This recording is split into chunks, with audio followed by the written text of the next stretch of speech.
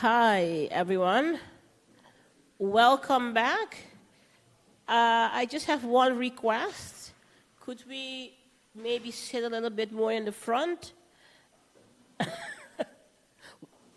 Eric promises he won't bite. And yes, he smells very nice.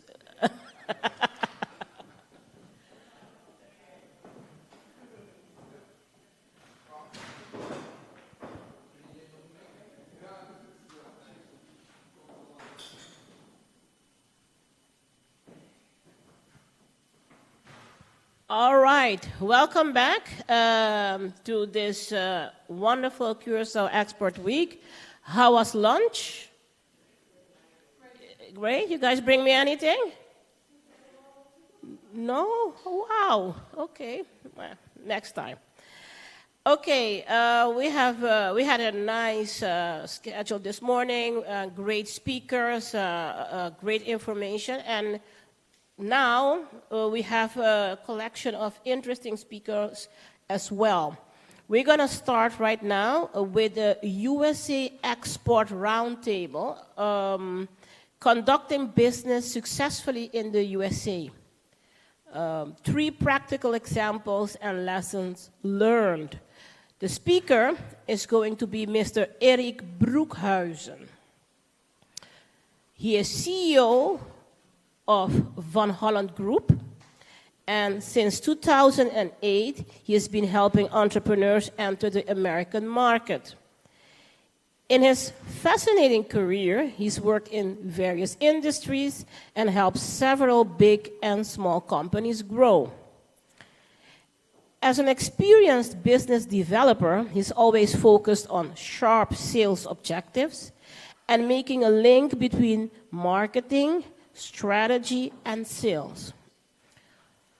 Today, he will take us through a few practical examples in a structured approach, both in theory and the flexibility of practice.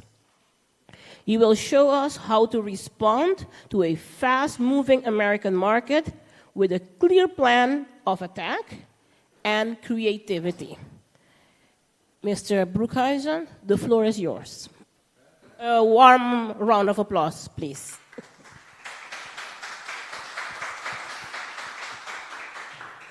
Perfect. Thank you so all, everybody. Wonderful you're here. Welkom. Montardi. Komen nog meer mensen? Let's start. Okay, perfect. Doing business in the USA. Probably not your first idea when you're here in Curaçao that you think about exporting from here to the USA. But let me start with the second slide. I don't have a clicker yet. Click. Sometimes it's invisible remote. Thank you. Which one? The green? Perfect. Yeah. There we go. First of all, let me introduce myself. My name is Erik Broekhuizen. I'm an entrepreneur. That's the only thing I know how to do well. I had a couple of businesses over my life, sold them, combined them, did everything. And about 2008, I landed in the United States. And whenever I go back to the States, I call it home. But I still visit the Netherlands a lot, travel around Europe, and I'll explain later a little bit more about Curaçao.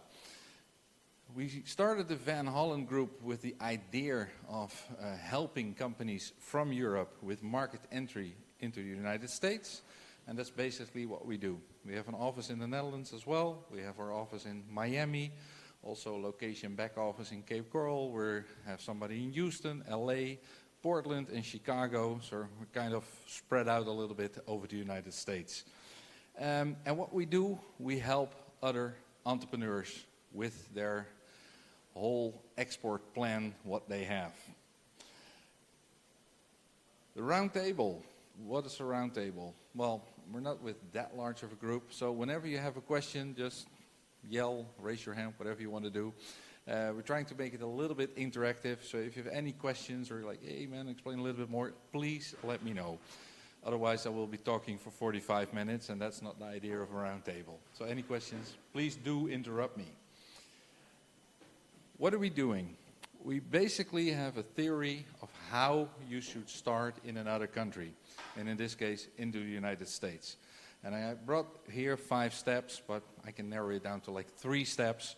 The theory is, First, you do a lot of research, planning, you make your business plan, your export plan, you start, maybe do a little pilot project, you're looking for funding, all those things that you start out with. And then the second step, you're going to execute that plan. So you have company formation. You, for example, start your incorporation, you open up your office, you hire your first couple of people, even your phone number, insurance, every little detail that needs to be done to start that business. And then the third step, you're going to do whatever you came to the United States to do. For example, you want to sell a service or a product. Here, from Curaçao to the USA, it's mostly service, because it's really hard to produce something here and then get all the materials here and then ship it back to the States. That makes no sense. So a lot of from here to the States is service products. Now, like I said, that's in theory, and theory never works, right? So in practice, we're dealing with entrepreneurs. So they call us and they already have a big contract, and they're ready to sign the contract in the States. And that's a big problem, because then we have to go backwards. Because that contract, what does it say? Did you talk to the lawyer? Do you have a bank account? Did you incorporate? Did you? And we go all the steps back to the drawing board and start all over again in a couple of weeks. So theory and practice. But now you know, you start with your export plan. You got to plan ahead. You got to make sure you got all your bases covered in the States. Because remember, and you probably know, the States is really big. 50 states, over 3,000 counties, kind of provinces, meaning you got almost 3,000 rules, regulations. You drive for a couple of hours, you're in a whole new tax zone. So start small. From here, what is it, 2.5, 3 hours flight to Miami, depends on the wind. Start small. Start maybe in Florida, start maybe in Texas, but never start with the whole United States, because most of the time we don't even have the budget to cover the whole United States. We're going to talk a little bit about a few examples. Like I said, round table, so if there's something, let me know. I brought to you a couple of examples of businesses that started in the USA, and I'll let you know how it went. Probably you've seen this before. I think there's here one in Sanville. These are trackless trains, and the trackless trains, they are made by the company called Wadman. Wadman builds these trains. These are the small ones, the kiddie rides. They go from about 75, 80,000 bucks all the way to the big people movers. Maybe you've been to Disney or Key West or something like that. You see those big trains. They go up to $300,000, $400,000. What Wadman did, they did everything by the book. They had the whole plan first. They did their business here. They opened up an incorporation. You got like 27 different formation of companies in the United States, most known as LLC or Inc. I won't go into all the details and forget about the 27 other ones, but an incorporation is like what you call here the BV and BV. It's kind of, sort of, it's almost the same, but never really. Everything is a little bit different. So they opened up their office, they opened up the business, they hired a few people, and the first thing that helped them really, really get feet on the ground was trade shows. Of course, it was a little bit hard during the COVID era, but trade shows is something that really works for them. There's one big trade show in Orlando, so you exhibit a couple of trains. Every trade show, it's not something you just go to, so lessons learned, you gotta prepare. 3-4 months before the trade show, a whole team is already working. Advertisement, marketing, inviting people, building that whole list. So you're not standing at a trade show waiting and hoping that somebody will show up. You actually have a lot of appointments. So that was number one. The second thing we learned in the United States, Americans, they don't buy things, they buy monthly payments. So financing is a huge thing. We're not selling these trains for $75,000. No, it's only $499 a month. Nobody ever asks how many months you need to pay. So you got to remember that, and it doesn't even matter if you have like a $100, $500, or $5,000 ticket. Whatever you're selling, make sure you can offer monthly payments. Swipe that card. They use their credit card. They hardly pay anything all at once. So offering financing was a huge, huge difference. And now we're in the process of starting a part shop. Because these trains, well, you can imagine, they're like a golf cart or a regular car. Stuff will break down or flat tire or whatever will happen. So we're doing kind of an Amazon-style shop. And again, you got the shop, you offer the financing, and at the trade show you talk about the stuff. And everything comes together. So lesson learned for this company is actually that what works in Europe, where you go to the bank, you get financing for a train, or maybe you just have the money if you're really rich. It doesn't work like that in the States. So that was a huge, important lesson. Another one I brought with you is MoveX USA, also incorporated in the States. We see that a lot at the moment. It has everything to do with lawsuits and claims and insurance, and you're better off to start a real business in the States. They started with a dealer network. Told you about the States, really big, the 50 states. And in order to sell these machines, and they're really special, these are fully electrical tugs. Karretjes, trekkarretjes. These tugs, they can move anything without that you need the big muscles. The carts, they will be pushed around or pulled around with these tugs. In order to sell in the whole United States, you need a repair shop in almost 200 big cities to have like a complete math. So what they do, they started with a dealer network. And a dealer network meaning our complete business development team, sales team, starts to attract dealers. Explain what it is, how it works, that we got a lot of orders in the neighborhood, but we need somebody to fulfill it. We're getting dealers, and as soon as you have the dealer, you have the repair shop, you have everything that you need, service, you can start selling. And then you run into kind of the next phase of your export plan, and that's a warehouse. Because these things are actually manufactured in the Netherlands, so we need containers full of this stuff to the States, which is a hassle all by itself, especially the last couple of years. Containers were very expensive, and then they had that one ship almost upside down in the canal, so there was a lot of things going on, and that's something you have to consider. If you go to the States and you don't have a service, but you have a product, make sure you have inventory in the States, because people will start calling you, and then, hey, if you can't fulfill the order, brands are being killed overnight in the States. Things are moving so well for them that's even in the plans now to open up a factory in the States. So, even better. And that's something that I always try to bring it back here to Curaçao. It's really hard to get a factory here, of course. Like I said, import everything, manufacture, ship it back to wherever you want. But if you think about services, that's not that hard.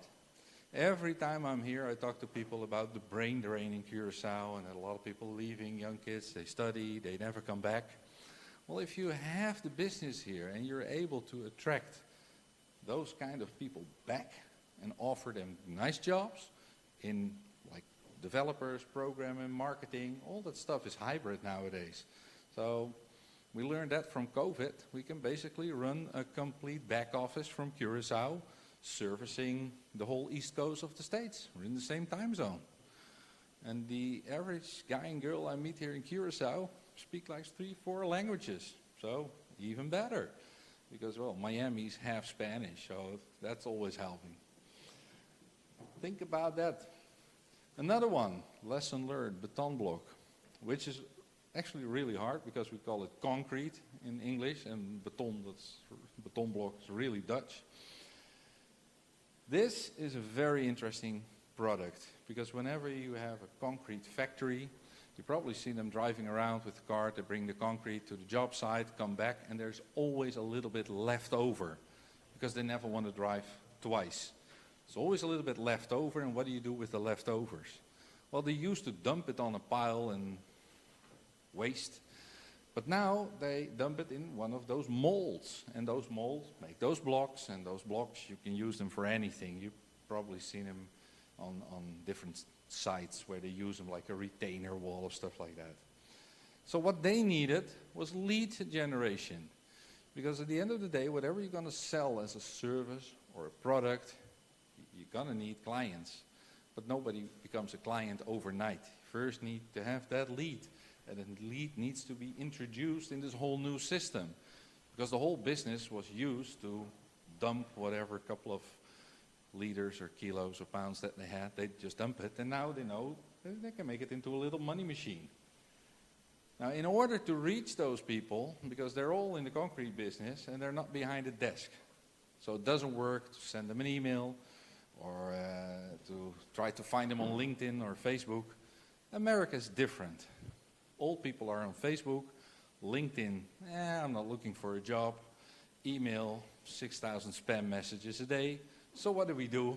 We do the other thing, and that's outbound call. We start calling. Because you call, you get the right contact, you ask if you can send them the flyer, you follow up, blah, blah, and step by step. It takes at least 8 contact moments, on average 12 contact moments, to maybe get a quote out, and maybe that leads to a deal. So whenever you start doing business internationally, don't be discouraged if you pick up the phone, you call once, and then don't say yes right away. Keep following up, follow up. And then, of course, we have something in America, and it's called closers. We're not used to that, especially if you're just a sole proprietor, if you run your business all by yourself. You're a jack of all trades. You do anything. You even make your own coffee or your own tea, and at the end of the day, you turn the AC off.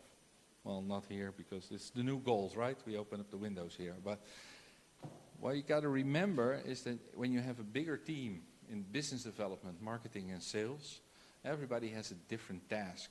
So on average, you're going to need 5, 6 people, maybe part-time, but you need a lot of people. You need somebody to generate those leads. You need somebody to do the data entry, to make sure that they're marketing qualified, to make sure that they're being called, outbound calling. You need to make sure that somebody can do the service. You need a lot of people.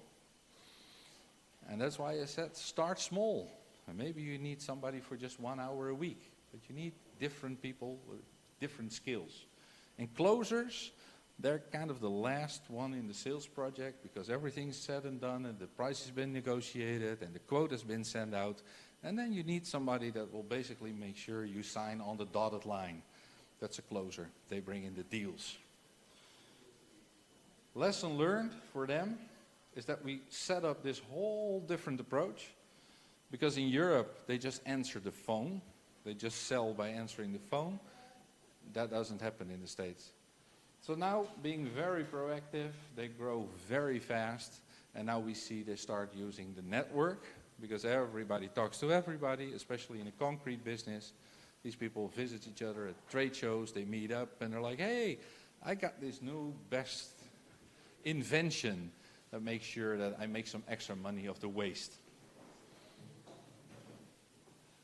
I also got a couple of examples for IT, and that's especially because here on Curaçao there's a huge IT department. We got a lot of people in IT, and IT is basically really easy to export. And it's not really like you put it in a container. It's all in the cloud.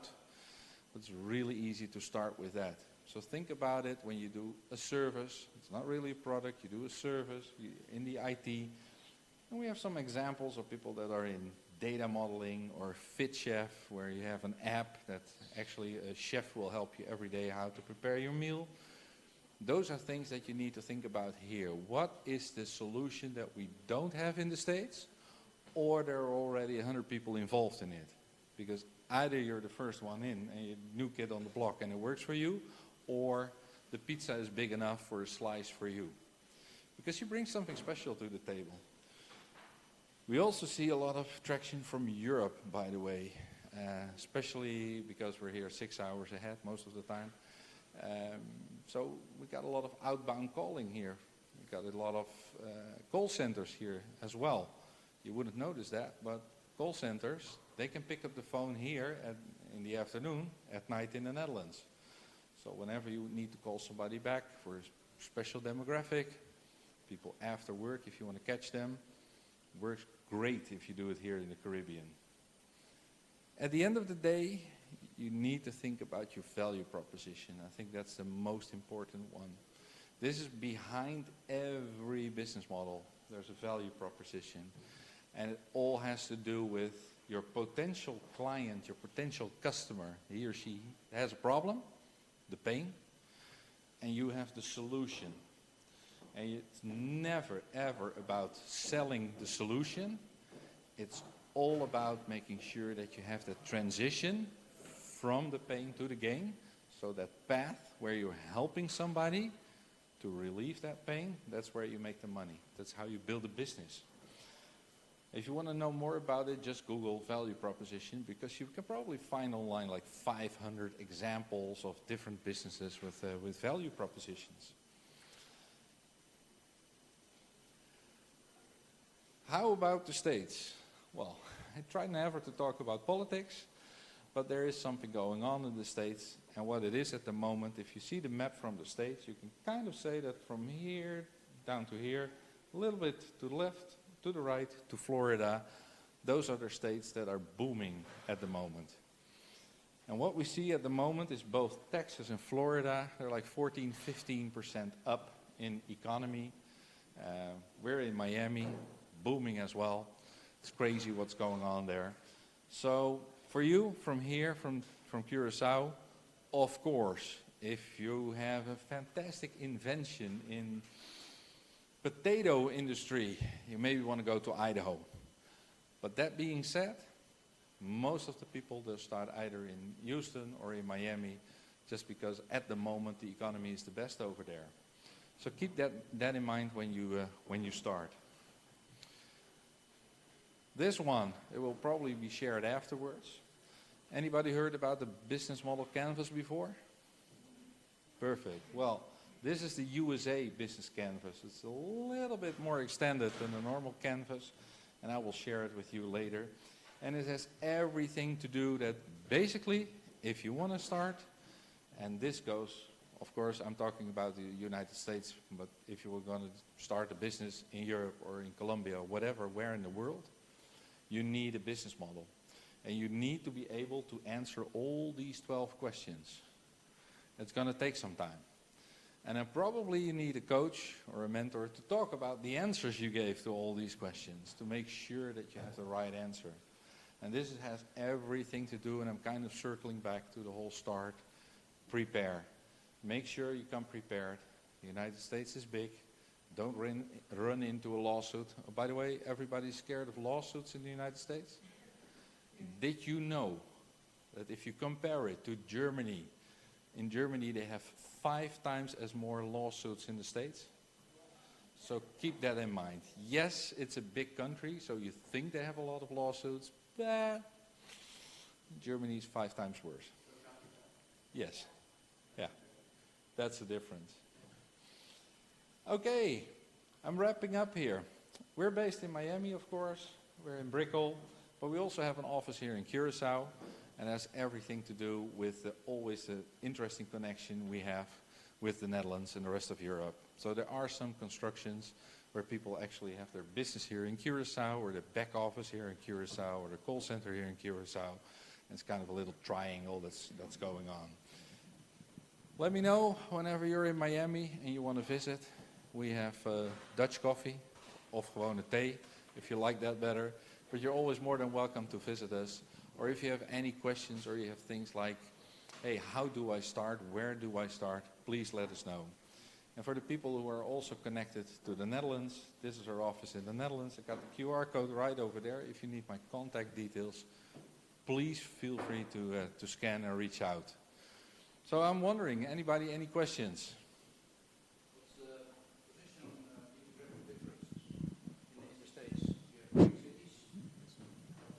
What's the position on the demographic differences in the States? You have the cities, which are modern, and you have a whole lot of country, which is, in my view, sometimes very old-fashioned.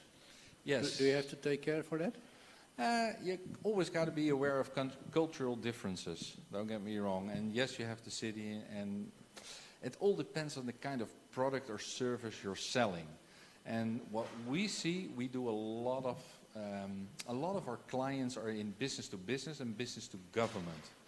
So we don't have that much business to consumer. But that being said, that's also a lesson learned. Yes, on one hand, you could think the United States, you know, everybody speaks English and let's go. But you really got to tap into, at least every state has its own dynamic. Like in Miami, if you do something in English, maybe you got to think about Spanish as well. And so every state has his little character, his little color, little flavor, and just make sure you tap into that. And from our experience, we see a lot of opportunities outside the cities. Because the cities, they're always booming. Big city is always booming. But especially the cities, the smaller cities around the big city. So we've got like 200 big cities, and a couple of thousand around them. That's where sometimes the incentives are. There could be government programs, could be that you run into incentives, economic development offices. So for us, we see it more as a bonus, those rural areas.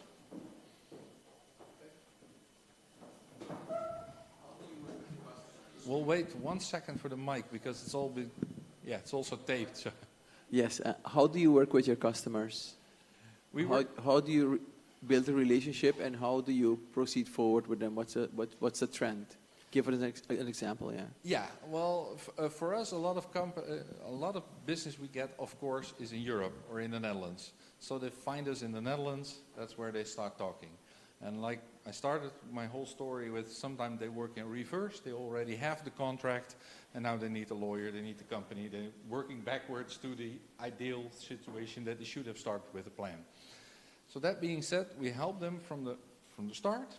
We help them, and then kind of along the way they move. Actually, they move to the other side of the world. They come to the States, and we help them there with the company information, the accountant, the taxes, everything they need. And then the third step, we help them with business development. We help them set up their sales team. We help them set up their marketing team. We help them.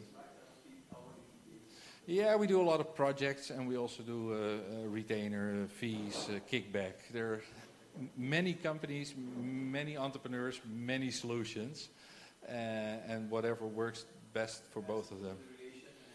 Exactly.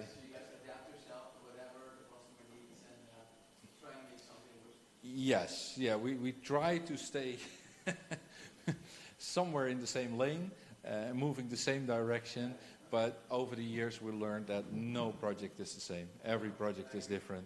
And that's also the reason why we sometimes need to team up with a specialist. Nice example, we got, well, it's actually a factory from France.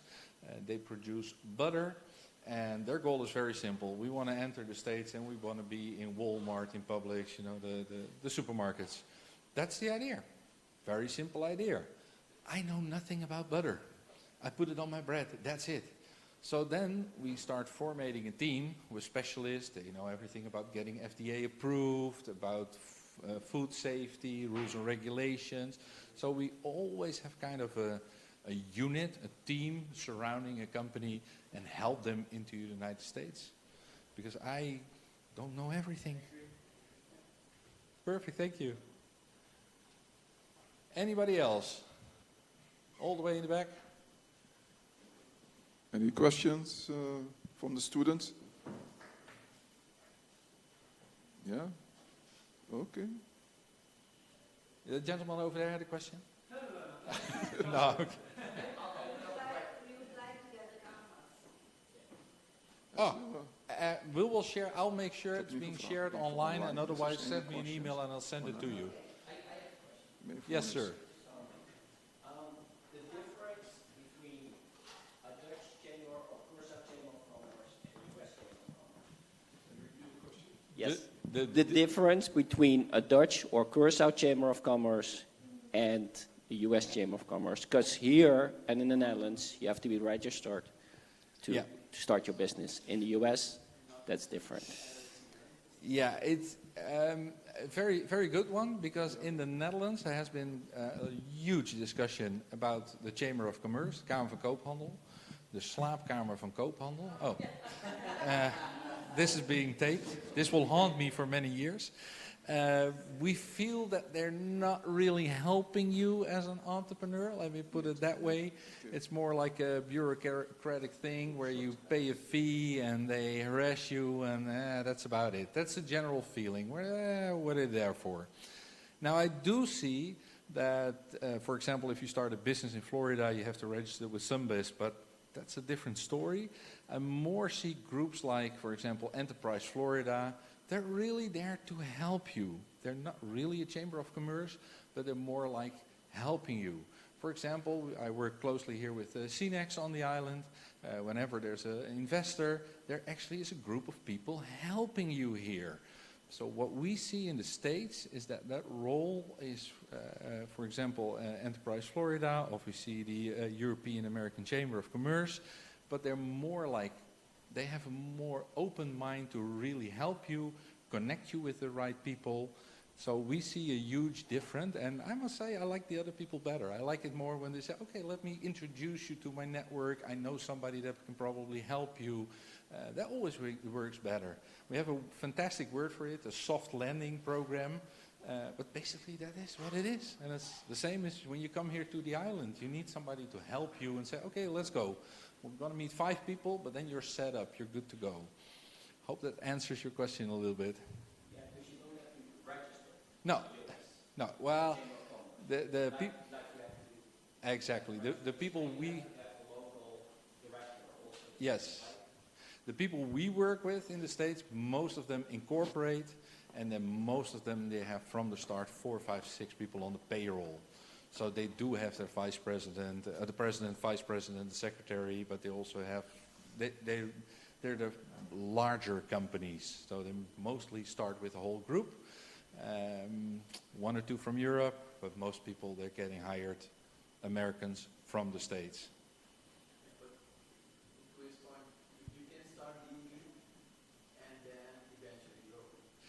You can start in a very small way and grow, definitely, definitely. But the thing is, if you talk to a lawyer, they will probably say, it would behoove you to get a BV in the Netherlands and to incorporate in the States and make sure you pay your taxes in both the Netherlands and in America. And so it depends on who you ask the question. Sometimes entrepreneurs, they will say, okay, let's go. I got the building, let's go. A lawyer will let you know, wait a minute, get the right contracts in place. The accountant will let you know, make sure you're not getting double taxed. So yeah, that's the whole planning part. But I'm trying to keep it light here. Okay. Well, thank you so much.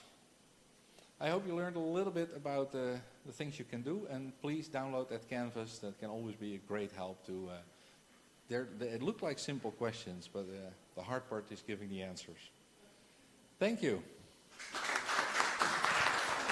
Thank you very much, Mr. Erik van Broekhuizen, for this spirited information and spirited presentation. Thank you very much. I just want to check in the back because I do want to remind everyone it is a hybrid event. Are there questions maybe from YouTube? No. No? So you're all done for today, Mr. Broekhuizen. You can... Go to the beach. Yeah. All right. We are going to go from the U.S. to the neighboring islands, to Bass. We're going to take a flight to Bass, and we're going to have a next roundtable, which will be doing business with and in and through the Bass Islands. And for this presentation, we have Mr. Edison Reina. And I will, sorry? Yeah, of course. Oh, yeah, all right. For the next presentation, we have Mr. Edison Reina, and I will go into his bio now. Mr. Edison Reina was born in Bonaire on July 7, 1967, and he has dedicated his career to serving the people of Bonaire and the wider Caribbean region. He is a respected figure in the politics and finance industry with extensive experience in various roles. Since April 18, 2023, Mr. Reina has taken up the role of Special Envoy for the BES Islands for the EU and UN funding and economic relations with Latin America. In this capacity, he is responsible for representing the interests of the BES Islands in various international forums, promoting economic relations with Latin America, and securing funding from the European Union and the United Nations for important initiatives in the region. Before he was appointed Special Envoy, Mr. Reina served as the Governor of Bonaire, a position he was appointed to in 2014. Mr. Reina obtained his bachelor's degree in banking and finance in 1996 and subsequently worked for several private companies in the banking sector between 2004 and 2011. He also served as the executive director of Bon Recycle BV, a waste recycling company in Bonaire that aimed to create awareness among the people of Bonaire about the importance and benefits of recycling. Throughout his career, Mr. Reina has demonstrated a commitment to public service and a passion for improving the lives of those around him.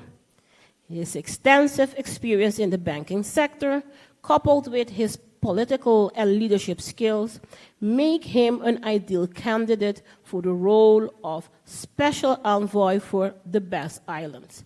Now, Mr. Reina, the floor is yours. And it's a warm applause.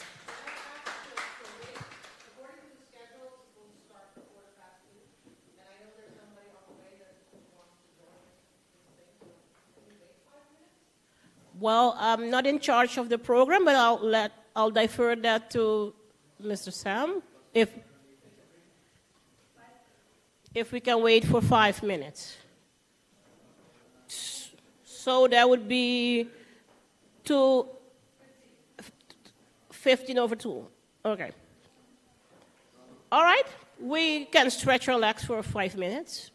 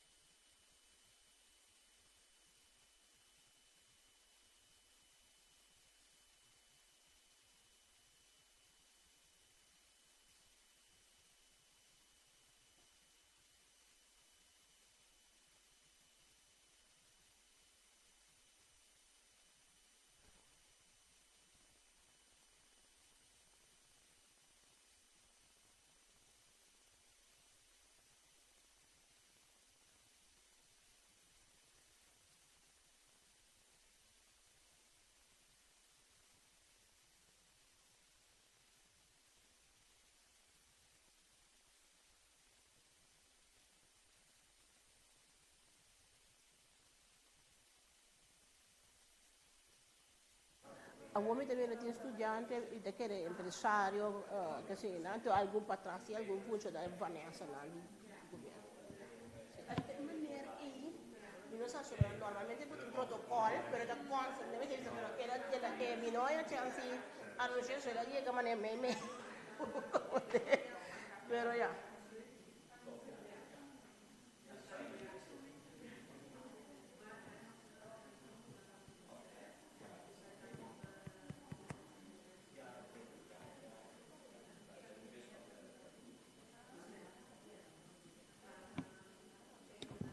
All right, it's 15 past 2. So we are going to go on with the following roundtable, which is doing business with the best islands. And the presenter for this roundtable will be Mr. Edison Reina. Do we do the introduction again? All right, let's do the introduction again for the people joining us from online. Let's do the bio again. All right. Mr. Edison Reina was born in Bonaire on July 7th, 1967. And he has dedicated his career to serving the people of Bonaire and the wider Caribbean region. He is a respected figure in the politics and finance industry with extensive experience in various roles.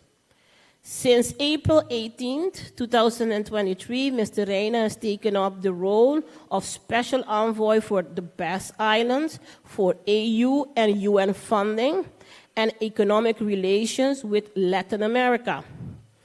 In this capacity, he is responsible for representing the interests of the Best Islands in various international forums, promoting economic relations with Latin America, and securing funding from the European Union and the United Nations for important initiatives in the region.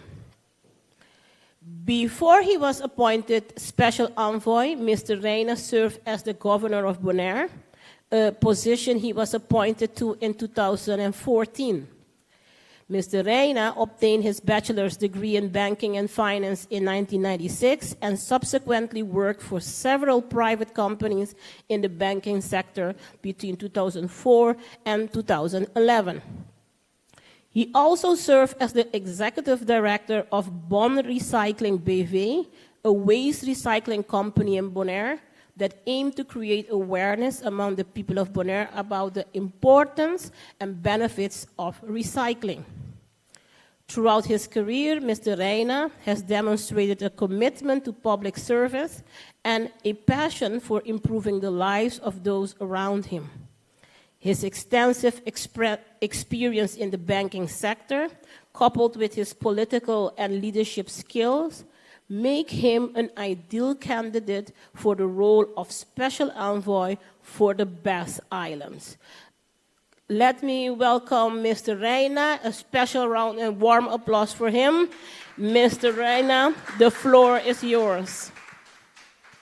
Thank you. Buon tardi, tour.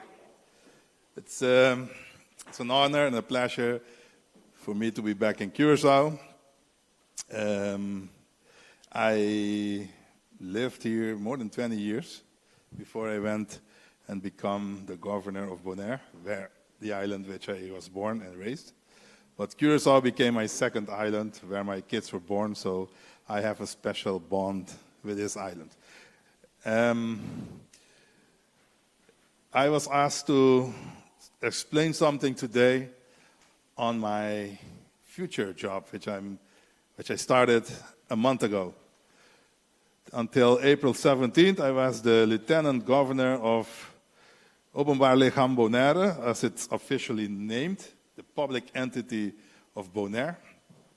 And as of April 18th, I became the special envoy for the UN, the European Union, UN regarding funds, and also the envoy to develop trade and economic development between the Best Islands and the region. And in that capacity, I'm here today to explain what I'm about to do with my job, my new function, and to see in how much Bonaire, Bess Islands, not only Bonaire, but Bess Islands, can interact with the other sister islands for business and trade in the future. And of course, entrepreneurs here present today can also make use of the future office function that I'm going to create in order to achieve or get more funds of the European Union or United Nations, which right now are not being taken into consideration. That's also the reason that I took this special envoy job function. Let me explain something. Maybe you guys know from the European Union, the EDF funds. Does that ring a bell? The European Development Funding. That's a specific funds for islands which are from member states of the European Union, like the Netherlands, France, and Denmark. Denmark, is, of course, has Greenland as one of their island. Before that, we had also the British Islands, but since Brexit, they're not with us anymore in the European Union, or the OCTA, which is the Organization of Countries from Territories Association of the Islands. So now we have only Greenland, 6 French islands, and 6 Dutch islands, which are applicable for EDF funds. And these funds, each period, are allocated for these islands. Besides that, we have what they call horizontal funds. European Union, you name it, they have a fund for it. So in that sense, since up till now, the Dutch Caribbean islands has only been taking part in the EDF fundings, and they left the horizontal funds, as we call them. They never touched them or never had good insight in these funds and how to approach them and how to get them. And that is where I come in as a special envoy and someone who can help with my desk to do that. And telling that's the future. I'm here on the island gathering information to see how entrepreneurs on the island are looking into that so I can form this office to assist them. The same is available also for the UN fundings. United Nations also has funding programs, but they tend to be more in the technical assistance side. You know, if you want a research being done on your economy or possibilities of your country, they have these special departments who can do that on their costs. Or maybe you guys heard of other, Bianca, the Islands 2030, what? Yeah, it's the Island 2030 network. Those are all specific fundings that were available from the United Nations. And for me, the idea is to become the one who can explain this to our Dutch Caribbean islands so they can make more use of them. Let me reiterate what was said when they were reading my bio. I'm specifically here, of my function is specifically for the Bess Islands, for Bonaire, St. Eustatius, and Saba. So that's my prime focus. And so you may be wondering, so what are you doing here in Curaçao? I mean, when I go visit the Brussels or United Nations in New York, and I go there for the Bess Islands, and I see some topic which is typically for Aruba, Curaçao, or St. Martin, I cannot say, no, I didn't see that, it's only for the Bess. So in that sense, I'm also mentioning this to the countries, if you can call them, the other islands outside of Bess, that they are also can use my services of my expertise in this. But since this is a very ticklish political team, that Holland cannot say, Edison, go and function for Curaçao, Aruba, and St. Martin. Why? Because I have been appointed by the Ministry of Interior Affairs, Binnenlandse Zaken. So the countries, Curaçao, Aruba, and St. Martin, are autonomous. So it can be touchy if Holland puts someone in charge or helping the CAS Islands. That's why I'm focused on the best. No, I'm an ambassador. Yes, I'm more like a diplomat for the best. And along came the CAS, which I'm more than happy to help. And that's why I'm here, to hear from the Curaçao entrepreneurs what and how, if, and I can say I've been visiting your governor, your gouverneur, I visit your prime minister and the Ministry of Economic Affairs, and also your dienst Buitenlandse Betrekkingen. There are more than enthusiastic, and also Mayo. So they're all more than happy to assist and to come along. So in that sense, I'm happy that I can also service you. And I'm here to gather the information so I can make my plan, which I'm going to present within 2 months to the ministry in Holland. And I would like to take you along as well, the same as I did last week in Aruba, and what I'm going to present in St. Martin next week. So basically, that's for the funding of EU and UN. On the other, the third part of my function is economic development in the region. Before I took this function, when there used to be trade missions in the region, and they were led by Curaçao or Aruba. They were going to Santo Domingo or Colombia, and in Bonaire, we read a week after when they get back, hey, there was a trade mission from Holland in Santo Domingo or in Colombia. And I go, how come we didn't, if you're part of Holland, how come we didn't know that? They say, yes, your minister was there. Our minister, yes. Because our minister of economic affairs is in Holland. And he was along, his department was along, but they forgot about us. Since we never were present in their mind, they forgot us on the San Domingo trip and the Colombia trip. So the third time, so I'm not going to let this happen again. So they said, okay, then you go and function there so you can know where things are going for your island. And see? Bonaire, Sint-Eustatius, and Saba. That's, yeah. Of course, the same. Not looking, I'm helping. I'm complementing what already exists. I'm not here. Yes, correct. I'm complementing what already exists. See me as as assistant, as a more opportunity to get into markets or into funding that you are already tapping into without success or with more difficulty.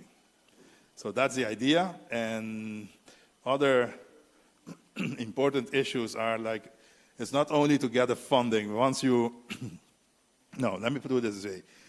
Fundings, these horizontal fundings, they are huge funds from the EU that are available for the islands. But when you see as an entrepreneur some funds that you like, oh, I'd like to apply for that, then you have to write a project or an application to get that fund. And you must know how to write it, because if you just send something, they just put it aside, or you can wait a long time before you get an answer, because Brussels is a big, big organization with huge red tape, bureaucracy. So in that sense, we had the same in Bonaire. We hired a teacher. This is when I was the governor. I used to deal with EU2 for the island. I hired a teacher from the Netherlands who is specialized in writing proposals for the EU. And this gentleman came to Bonaire, and we had a room filled with people who were interested into getting these fundings. And he taught them how to do this, not only one night, but on several workshops. And they went on their own to send their proposals. And we have now 2 big ones regarding energy and nature. Yes, it's Sinapa or National Park. So, and these, we talk about huge amounts, like 20 million, which you can apply for. But of course, I'm talking about our WEP, our water and elektriciteitsbedrijf, who is looking to get more sustainable energy with the funding of the EU. So that makes it more successful rates for the person to get, or the company to get the funding from the island. Yes. So that's some examples that I can give. And in order, no, I can say another thing. As an entrepreneur, you want to know which funds are available for you. And if you go on the website of the EU, it's like in the jungle. You're walking around, which one or where should I look? So, as a governor, I had on my international desk department in my cabinet, I had all these funds which are applicable for the island, for Bonaire, with the possibilities for people who come apply for them. I set a special website along with the Bonaire Gov website where you can see the funds that are available. And here is also the same. It's not only for Bonaire. It's for also, you can copy paste it for the BES, and you can copy paste it for Curaçao, Aruba, and St. Martin. So if you go to bonairegov.com/IDB, you find all these funds which we have listed, which are available for the islands, all 6 of them. IDB, that is International Bonaire. bonairegov.com/IDB. And from there on, you can. If I may say, because I need to set the record straight, because you're talking about international desk in Bonaire, and I want people to remember and know that we have an EU desk in Curaçao that is specialized in facilitating access to EU funds. So we are in conversations on how to collaborate and unite the initiatives, but it sounds like there's nothing happening here, so I just wanted to set the record straight. The EU Funds Week is every year, early November, where we dig into all the opportunities for entrepreneurs and possibilities to acquire funding for projects and also programs in Curaçao.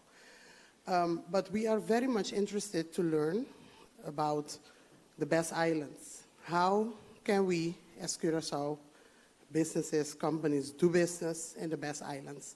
One of the complaints that we get is when we export our goods to Bonaire, we need to pay import duty.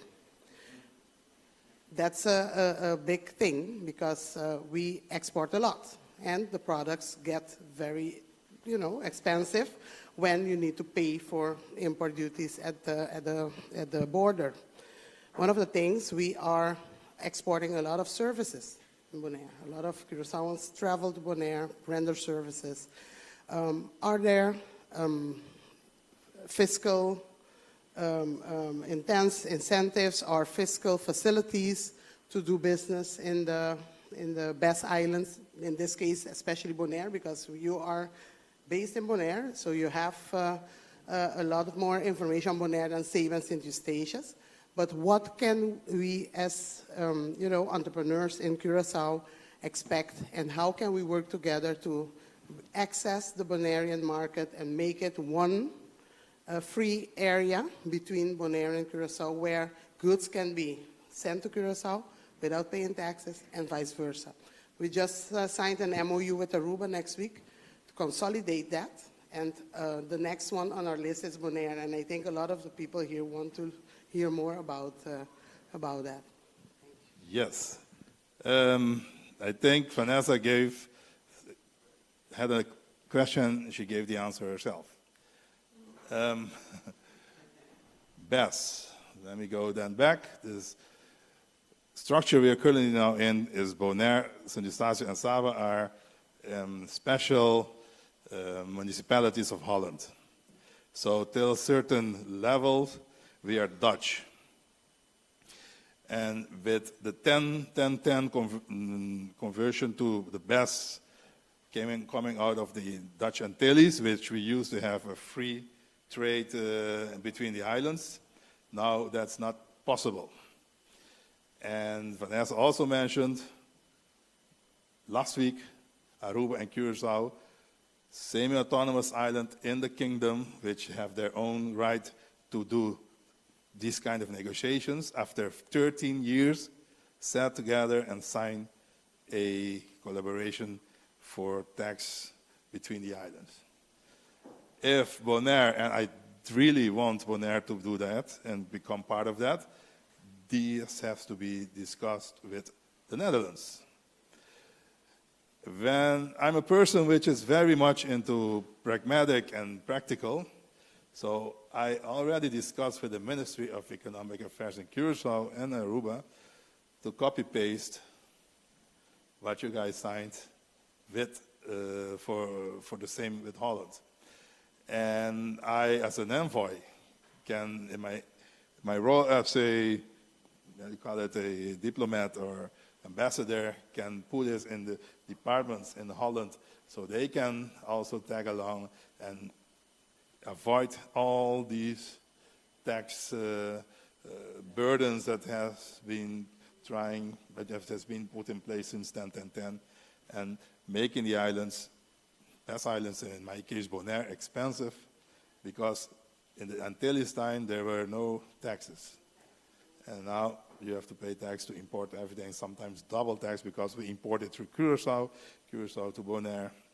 So it may sound easy, but we got it is the attention. Yes, that's on the list for making it easier to do business in Bonaire. And historically, Bonaire has always been some kind of depending on the trade with Curaçao and other islands. We were way back in the history. We were an export country besides salt, which we still export, but also things like meat, wood, and things, but I'm talking way back. So now we're more than an import island, and that we have to sign new treaties or appointments with neighboring islands, that's necessary and in order for not only for doing business, but also for our country or people to have more cost of living, lower cost of living on the island. My background is finance, same as you, Mm-hmm. and education. Huh? And I believe in the philosophy of build it and they will come. Mm-hmm. I believe if the conditions are set to be properly in place, you'll find that you'll have export from Bonaire to Curaçao happening. But if the conditions are not there, it's cost prohibitive for anyone to do business. Mm-hmm. So I applaud your efforts. I think I applaud also Vanessa tremendously, because I think about 6 years ago or 5 years ago, Vanessa, remember, we were discussing about opening no tariffs between Bonaire and Curaçao and Aruba. And I have to applaud it. It's awesome. I mean, I'm really happy to see you guys have done something. It's not easy. It has to do with loss of two different countries, and I really applaud you for that. And thank you so much for pushing that effort forward. It does for better business. It makes it possible that you can actually have maybe an assembly plant or a packing plant in Curaçao be more justifiable, because 150,000 people, it's not enough to really engage in such businesses, you know? The volume. Yeah, but you do get volume of 300,000 when you unify. Definitely.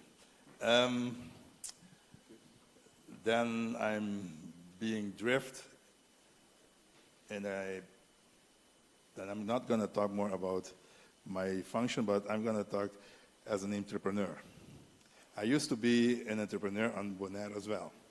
I started in 2011 the bond recycling together with the business part of mine, in which we wanted to make Bonaire waste-free.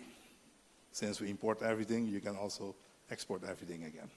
And it was till a certain level very successful until they asked me to become a governor. When I stopped doing that, so I went to the governorship for 9 years.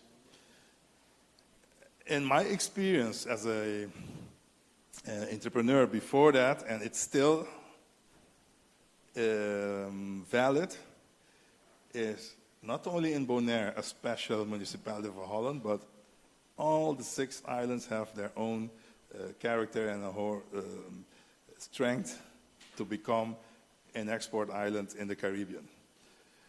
We are part of a kingdom which has the 4th best economy in the world.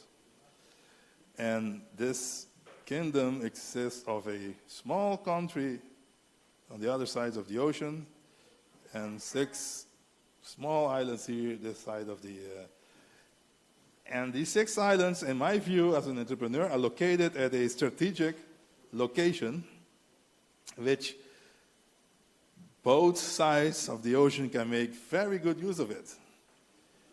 Imagining that small island, EU, with the EU in the back, exporting through these islands to this big, vast country region, and the other way around.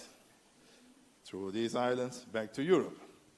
So in that sense, I believe that the island still has a lot more to get the advantage of being part of the Dutch kingdom. And they have to use that much more than we currently do. But it takes a lot of entrepreneurial guts, spirit, and in order to tap into these possibilities. Knowledge you can gather, but as an entrepreneur, you know it. You should have it in you. You should have the drive to do it, and the knowledge will come. You will have the knowledge. And nowadays, as I mentioned, the funds being available, if you talk about funds, technical assistance, everything being available through EU, through United Nations, through several other institutes in order to help entrepreneurs on the islands to do that. So it's interesting times to be an entrepreneur in Curaçao, in Bonaire, in Aruba, St. Martin, Saba, and St. Eustatius. Every island has its own peculiar strength that they can turn it into business. So that's what I believe, and I think something like the Curaçao Export Week should be more and more available for people from the islands, entrepreneurs, to tap into possibilities that are and look how to, not only between the islands, but between the islands in the region and between the countries all around, both this side and that side of the ocean. Can I also ask, what are current developments and opportunities in Bonaire that could be shared with us? I know when you were governor, you had a very interesting vision for the development, and I'm sure that is still in place at the moment. I would like to hear more about what developments there are in Bonaire. Okay. Bonaire, as we all know, is a very touristic island. We have chosen, we made choices in like 40, 50 years ago to become a sustainable island and nature protection, etc. Way before there were words like green deals, blue destination. Way before these words were invented, they start protecting reefs in Bonaire. In 1969, they started Stinapa, the Stichting Nationale Parken, which is the national parks in the island. The owners of big chunks of plots of lands on the island donated this to these foundations in order for them to not develop them, keep them in their own state in order to preserve the nature of these lands. So Bonaire always had this very nature-like and protect your nature. We have this as a slogan as well now for our tourism. It's in our nature. I used to say it's in our DNA. Why? Contrary to Aruba and Curaçao, which knew industrial periods with Shell and Esso, Bonaire never had that. So Bonaire had to rely on what the island gives its people to eat and survive. So we had fish. Fish, we know that has to be protected by the corals, so we protect the corals. We have on the land, we have goats. We have, yes, but we don't eat them yet. we had agriculture. We used to export aloe before. Everyone in the region, one of the best. And nowadays we don't. But those are possibilities.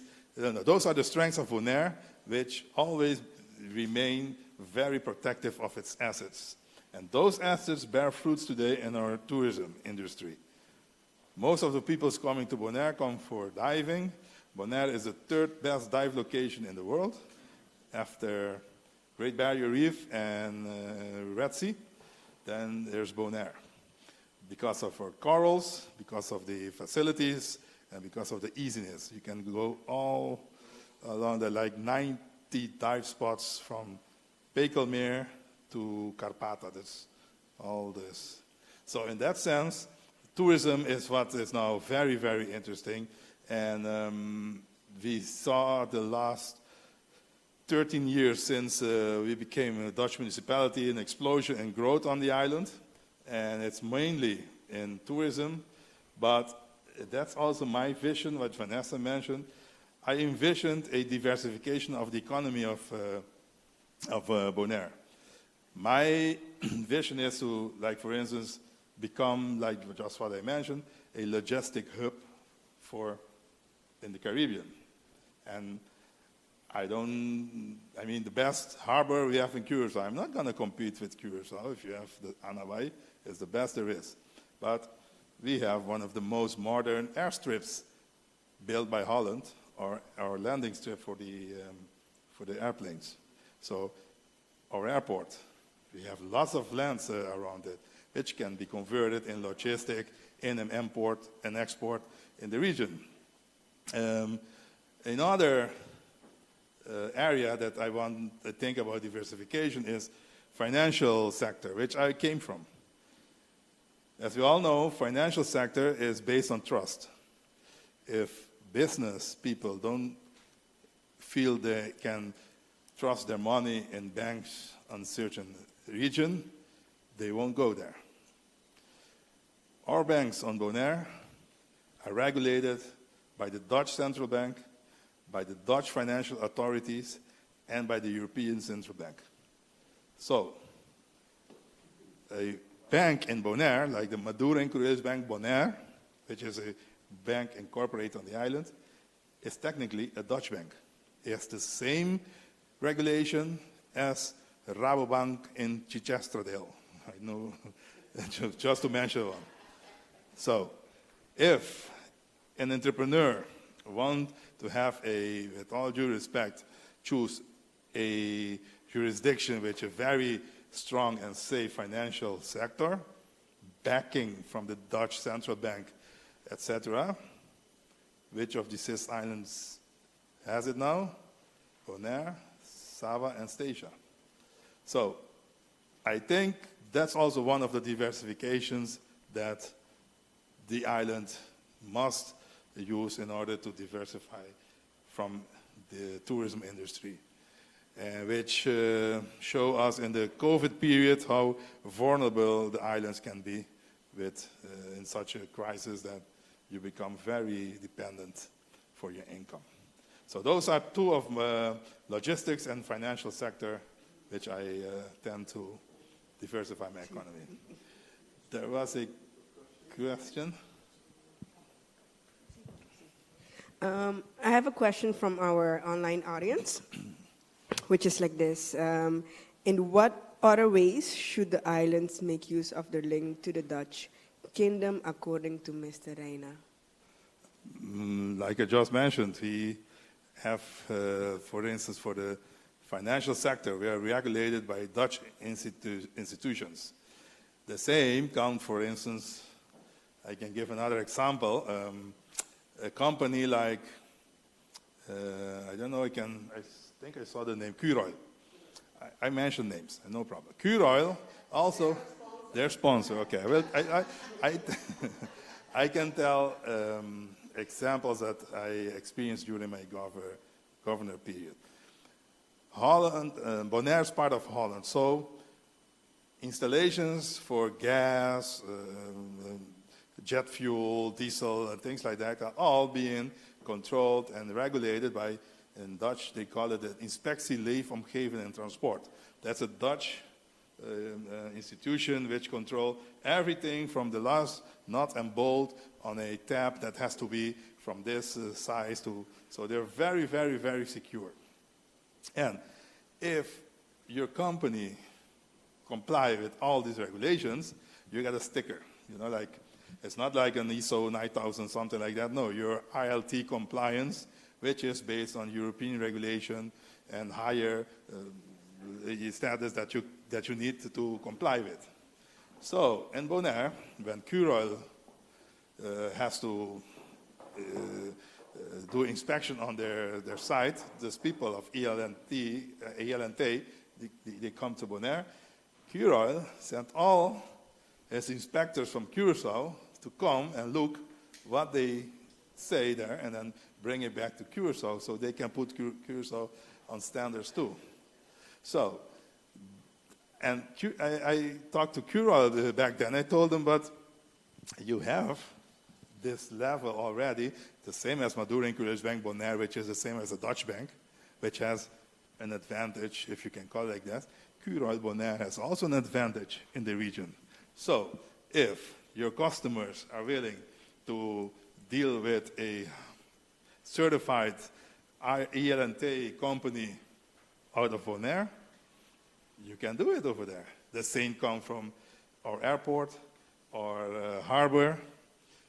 So the regulations, the high regulations which are being imposed on the island can sometimes see as a burden, as a restriction, but no, I see it as possibilities. You can make a unique selling point of. You can tell your customers, like, I have this certification, then you're sure that your product or whatever you're doing, you're sure that this is backed by very good regulation and institutions, not only in the Caribbean. So that's what I think that more of the islands must make use of for doing business out of the islands as being part of the Dutch kingdom. And that I'm talking for best. For Curaçao, I can imagine something like I just mentioned. Curaçao has one of the best harbors in the region. It means Santana Bay is not is the reason, Schottergat is the reason why Curaçao is Curaçao today. Let's face it. If you can make good use of it in the region, together with being part of the Dutch kingdom, I think you can pull a lot more out of this than they're currently doing now. But that's my personal opinion, not as a gezant nor ex-governor. Can you maybe tell us a little bit more about the Galileo project on Bonaire? Oh, yeah. That's the Galileo project. Do you guys know what Galileo is? Galileo project, the EU. Let me explain. We all have mobile phones, and we all have, here less, but GPS in cars and things like that. These are all driven by satellites circling the Earth.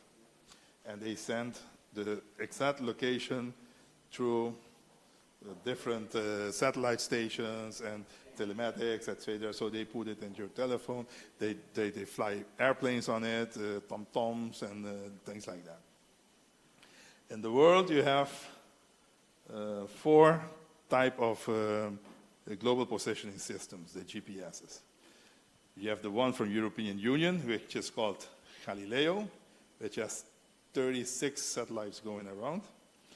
You have GPS, that's a US one. You have one in Russia, and you have two in China. One international and one for local internal Chinese use.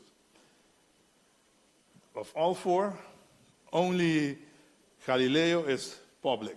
You can only, it's non-military, let me put it like that. The other trees from US, Russia, and China are backed by the military. So you cannot go tap into, and it's not as accurate because the military don't sell the accuracy to public as it is. So Galileo is a very important EU space program that provides this global positioning for everyone in the world if you want to tap into and buy it. I mentioned that the English islands, when they were in part of the European Union, in order for these satellites to be controlled if they're in good standing, they have stations on the ground.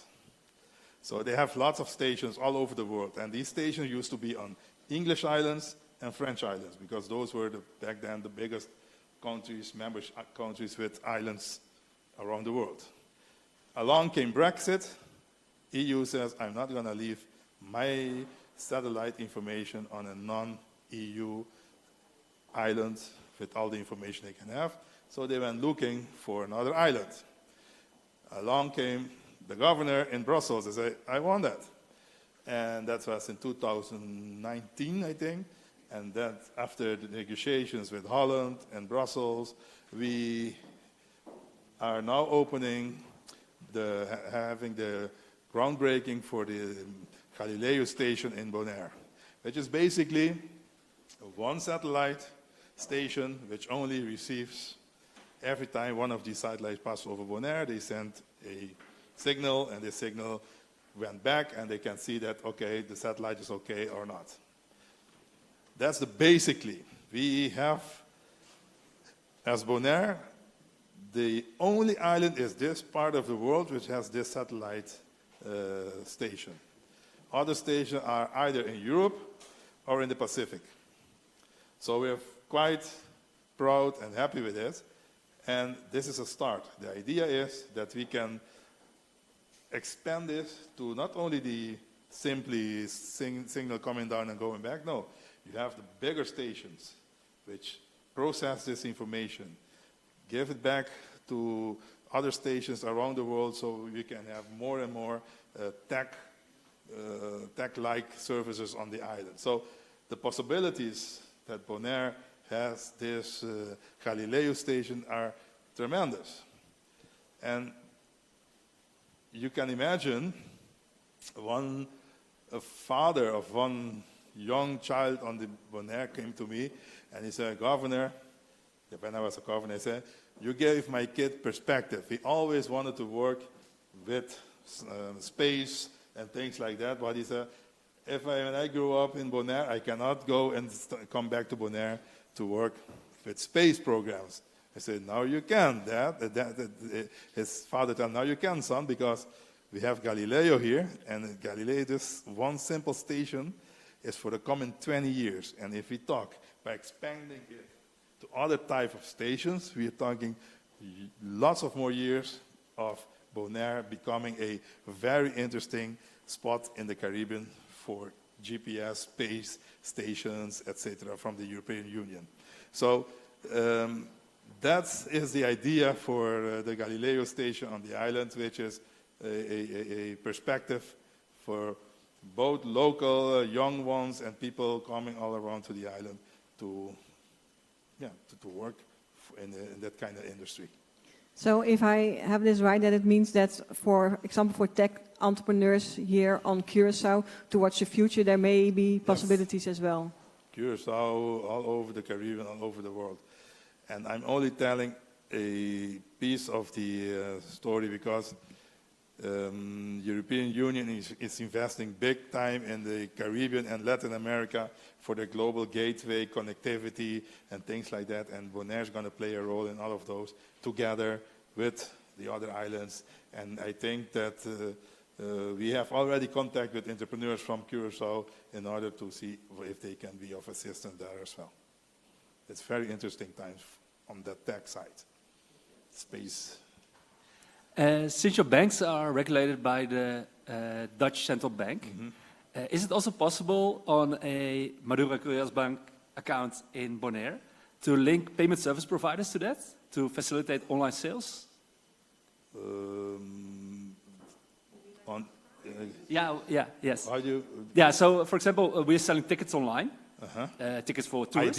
Ideal. Yeah, ideal like, mostly. Because there's always a problem with Curaçao banks. Yes.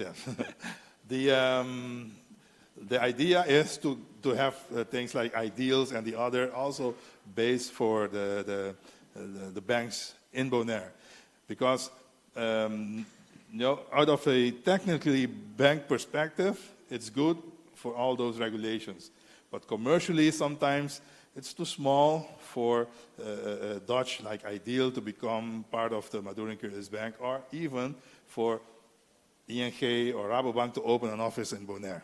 So they don't want to do that.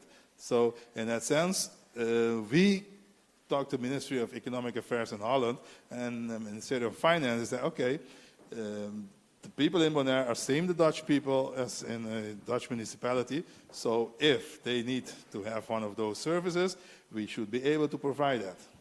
So the idea is to come with ideals, and there's another one, I don't know the name right now, that they're looking into that to put the possibilities for banks on Bonaire to provide that. Sorry? Yeah? Yeah, this morning we had a presentation by Cento, that is a local online payment provider, and they are providing services to the Bonairean government. So they are using payment systems from a company in Curaçao, and that is Cento. And Curaçao and Bonaire is also using it, and several banks are also transforming to Cento as a local payment system, and Bonaire is also replicating in this case.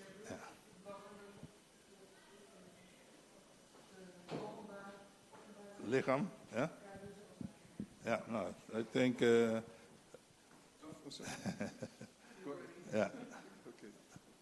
so financial possibilities are also there. And technically, you have a more stable jurisdiction if your bank is located in Bonaire, with all due respect to other jurisdictions. I'm not here to bash any other one. Yes? Thank you. Any other questions? No? So let's give a warm round of applause. Thank you. Thank you. Thank you very much. Thank you for visiting us from Bonaire. It was a wonderful presentation. We have, what time is it? It's 3 o'clock, so we're gone. The next presentation is titled, yes? Let me just wait for the people there. Yep. All right. Okay. The next presentation is going to be, is titled Tap into the Regional Export Opportunities. The presenter will be Dr. Meredith Derby, and she will herself introduce herself and give her bio. Mrs. Derby, the floor is yours.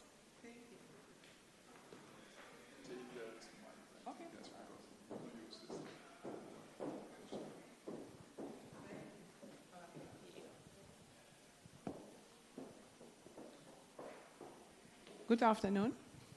I am Meredith, and I will be today presenting on the opportunities in the region, starting in the lower islands up to the Caribbean, even in Cuba. Thank you for inviting me for this special Curaçao Export Week. I am very delighted to see that my birth country, Curaçao, is developing in such a great form. I know Curaçao has always been very avant-garde and outgoing in their way of doing things. And I believe they have, for a little bit, forgotten that there are other opportunities in the region that they can tap in outside of US, the Netherlands, and larger countries. Although I have to say that during these 3 days, there was some excellent presentation, and I think the export strategy is really giving the exporters here in Jamaica a lot of tools to work with, because I have been part of some other jurisdictions, and they have an export strategy, but not necessarily they are really giving the exporters the tools, because a lot of times exporters expecting grants or monetary funding, but to pay for expensive consultants. But if you can give this type of advice, recommendations, and tools to your exporters, it goes a far way, because it really makes them aware and knowledgeable in the areas that they have to look after before making decisions to do a step into exporting, and also in selecting the different areas or where the demand areas are. For example, the mapping that was presented yesterday was an excellent tool for exporters to be able to look where the demand is and access those, and then look if they are ready for the export, because a lot of times you have a product but not necessary you can export because the market is too huge. So you have to look at your niche for you to be able to really be able to deliver, because as other presenters were saying, it makes little sense for you to start and once to put your product in the market, that there is a demand, but the demand is so huge that you cannot deliver.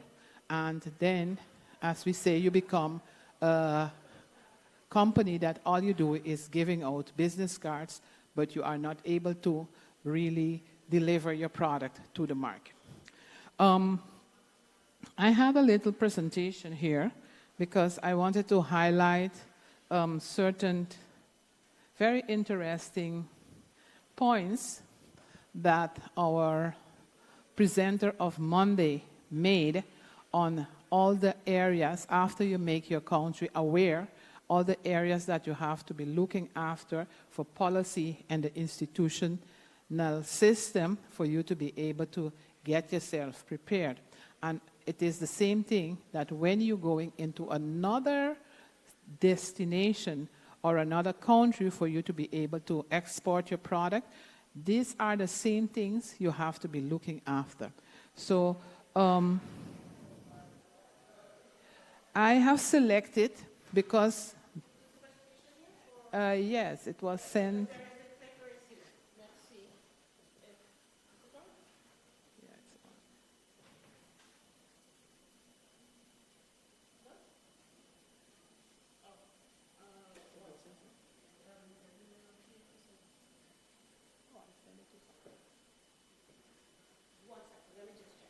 Okay.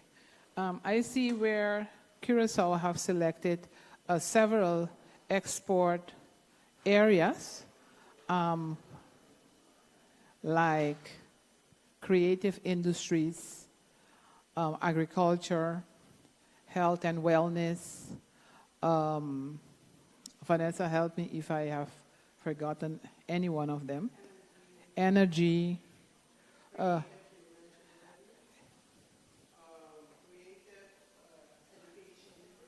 No, this is not the presentation.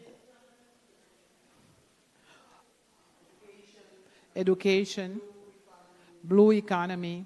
So I think there are several areas, and for a little island like this, I think it is quite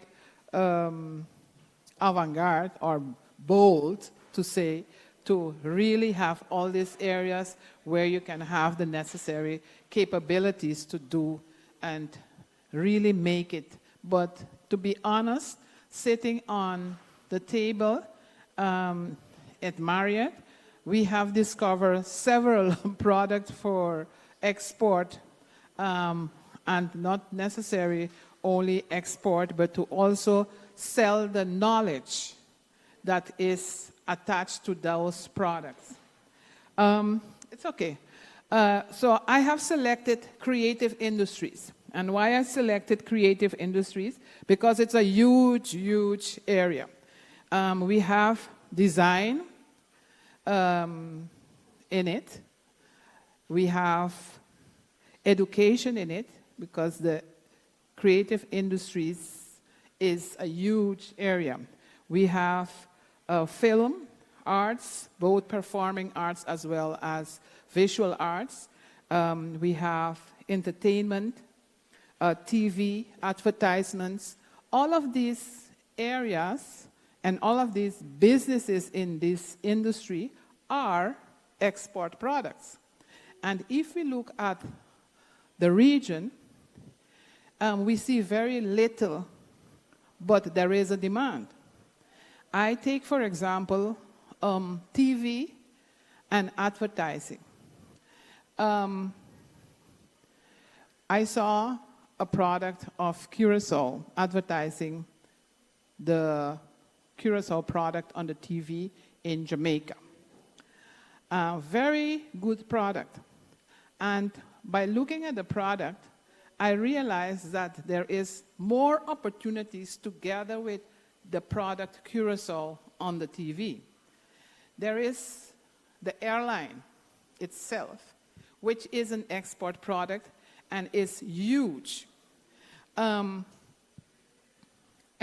hires pilots, flight attendants, maintenance engineers, and it is high-skilled and high-paying jobs.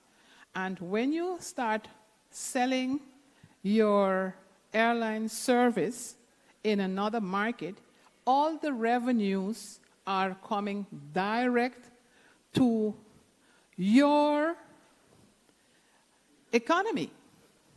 And if we see, for example, the American Airlines or a Delta or a TUI or a KLM, it is important to just go to their site and see how much they contribute to the GDP of their economy.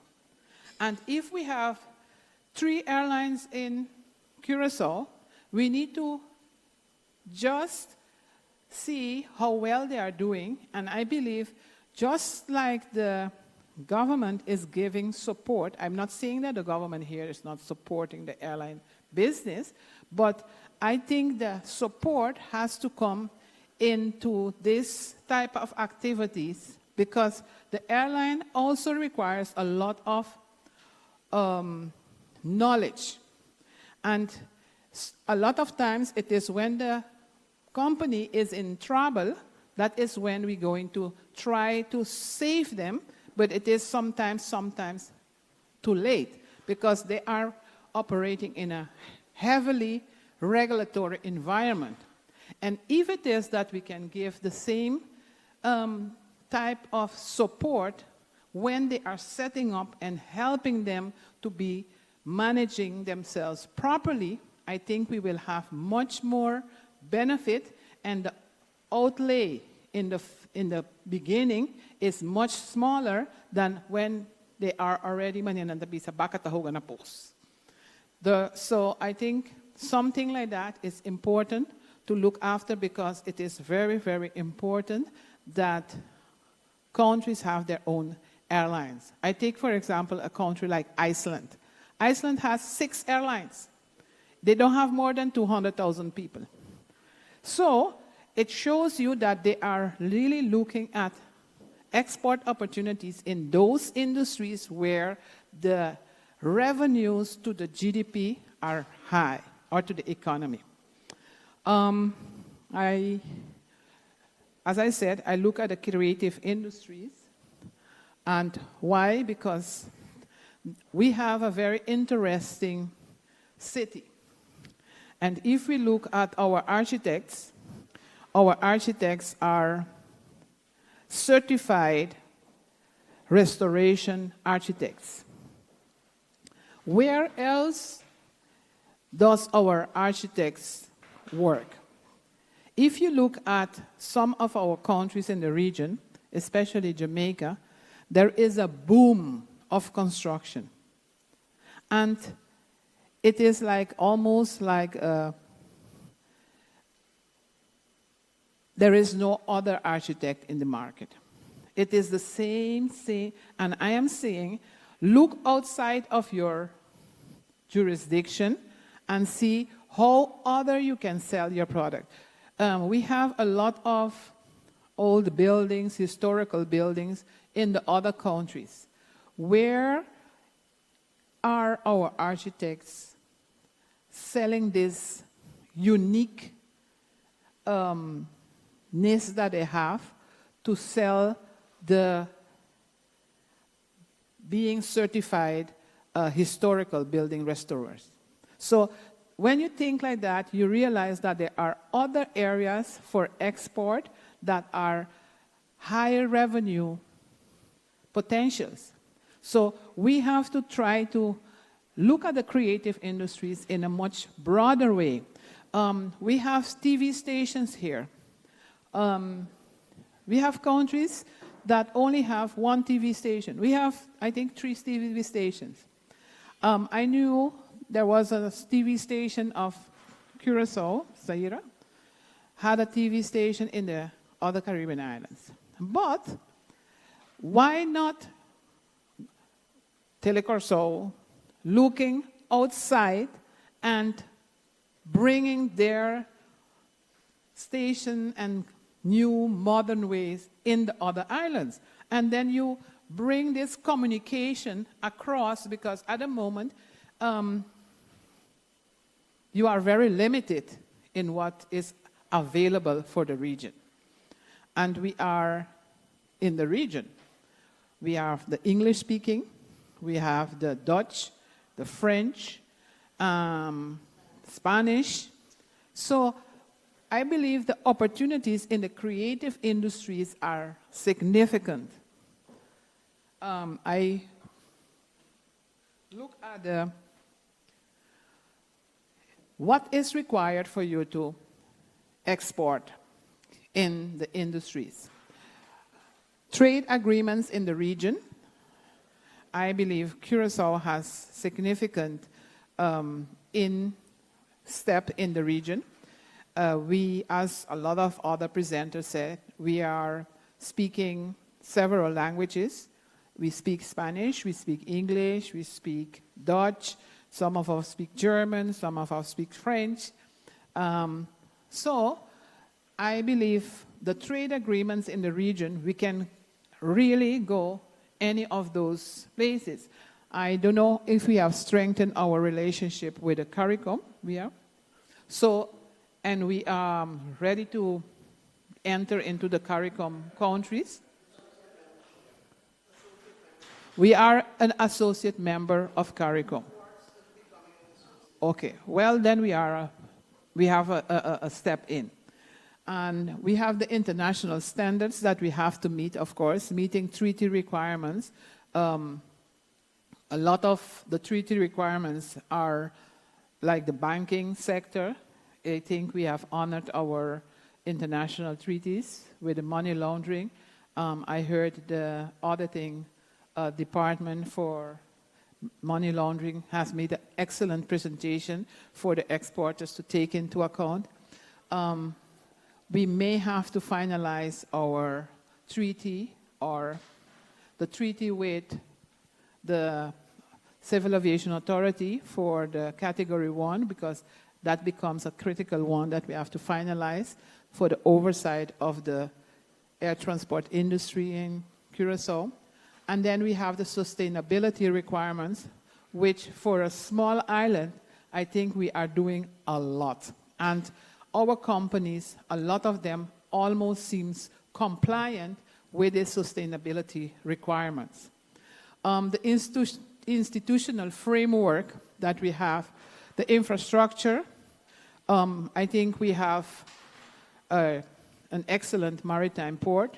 We have ships moving back and forth. We may not have the connection by ship with all the different islands, like we have with Venezuela, and Santo Domingo now we also have Don Andres.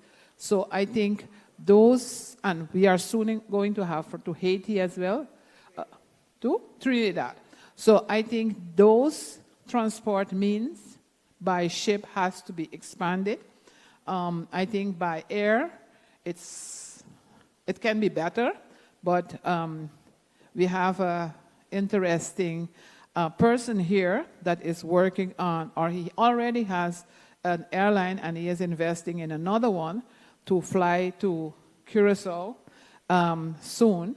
So, and he is starting already with some flights from Venezuela to Curaçao, which means that there is already opportunity for us to move into the other islands. Soon they will be starting to fly to Cuba, to Haiti, to the Central America, and it will offer the local exporters the opportunity to fly to these countries and see how they can position themselves in the creative industries environment in those other countries.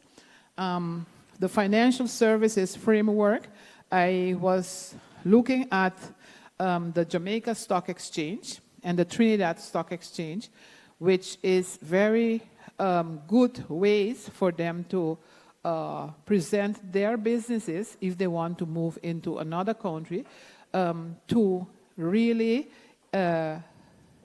put themselves on the stock exchange market. Because the Jamaica Stock Exchange market was, before COVID, one of the best performing stock exchange in the world. And I believe it is interesting to look after which are our products that we have that has been for 3 years making good profits and that can position themselves on the stock exchange in a region where you will be able to access funding, because it's not necessary always for you to look after debt, but you also can look after equity, which is helping your business to progress in a much more healthier way than if you only look after debt that has incur high interest rates or interest rates. So I think the financial services framework, when you're going into the other countries, it's always good to look after what are your expansion capabilities and what is accessible. Labor, I think if you look, some of the countries already have NVQ, which is the National Vocational Qualifications, which are skills training from level 1 and up. It is similar to what we used to have in the past in Curaçao, which was LTS and household, which was really focusing on the skills part rather than to only on the academic side. Like now we have, I don't remember all the names, but HAVO, VWO, which is more academic, and then we forget that we have the other pool of youngsters that also need the necessary skills to get into the businesses and into industries. So if you want to export your product into those other Caribbean islands, you can take easy that you will have persons with the necessary skills at all levels to help you to build your business and your products. So that is part of the education, which I just mentioned. I just wanted to show you the ecosystem for a service community, which usually cross-border payments enterprises are there already. We had 2 presentations of companies that give payment methods that makes it easier for you to receive your payments from customers abroad. So those are in place. The cross-border logistics enterprises, as I mentioned, you have the ground handling companies, you have the shipping companies. So there is an infrastructure there for the logistics enterprises to move your product back and forth. What I saw is C-Post is doing an excellent job, especially with the Made Cure. The Made Cure is a product that they presented. I saw Trevor here earlier. But I think they will take your product. You can sell your product on their platform, and they can pick up your product. Oh, there is another part. You have to ensure that your product meet the import specifications of the country, and they will pick up your product, and they will make sure to deliver your product to the destination. So they assist significantly with the export part in export business, especially if you're manufacturing something that is easy to pick up and to deliver to the next client. Yes, go ahead. It is Made Cure. Yeah, C-Post, Made Cure. Okay, you're welcome. We have the finance enterprises. As I mentioned, there is opportunities outside of debt that you can put your product on put your business and raise funds for your product to expand your business when you want to expand and go into other markets. And then you have integrated service enterprises. We have the capital service, logistics service, information service, and then the trading community, domestic suppliers, cross-border e-commerce. We have an excellent e-commerce platform already because I will consider it like our Amazon I will call it for the region because anyone can, and I understood that they are in St. Martin, and they are going to be in other countries as well. So I think it's excellent for you to put your product on an export platform and then sell. So the e-commerce export platform is in place. And then you have foreign customers. The customs clearance, you need to know how to go about the customs clearance in the different destinations. For example, in Jamaica, we have Asekuda. So that is an automated, Jamaica, Curaçao also have it. So you are familiar with it. So it's an automated system that you have to complete. And then when you send your products abroad, export, it's easy for a clearance because everyone already knows the details. So the cross-border e-commerce public service platform, and then you have to take into account, well, we started with the policies, the government regulatory agencies. This is a part of the creative industry. I heard someone, I think it was during the first day, mention that they have a product that is not meeting and don't have the certifications to export. I think it was pastiche and local sweets, food. But they did not have the certification to meet the import requirements of not even the Netherlands. And so I was thinking that this could be, since Curaçao is going to be an associate member of CARICOM, that you also partner with, for example, a Trinidad Bureau of Standard or a Jamaica Bureau of Standard, which have their standards regulated in their act. So it is like, for example, simple labeling of your product, the ingredients that are going into that product. You have to, for you to be able to export, you need to meet, for the food standards, you have to meet all the necessary requirements for setting up your kitchen, setting up your raw material, where the raw material is coming from, if it's meeting the safety requirements for food, instead, for example, how many pesticides, insecticides they have used on the peppers, on the produce, which is the vegetables. So I believe if you can get those standards to help train your exporters, they don't need to be selling and giving away their recipes, because even though it is a knowledge transfer, but if I have your recipe, I don't need your recipe to be paying loyalty more than 2 times, because I will add another ingredient, and it makes a new product, and then I am breaching, but it is my new product. Because I think that is important to notice, that if I make a pasticci, and you send me your recipe of pasticci di carne, I can make pasticci di bacalhau, and I will still sell it in the market.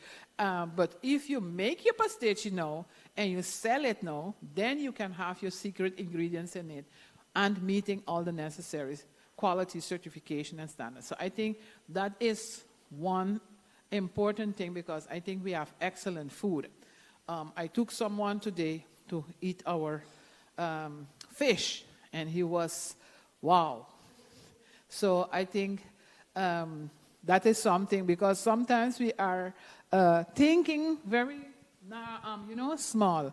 I went to eat somewhere, Kenchi, and Kenchi's fish is delicious. Kenchi fish himself. But this is a business that can grow, because it can become a brand. It's sockeye, right?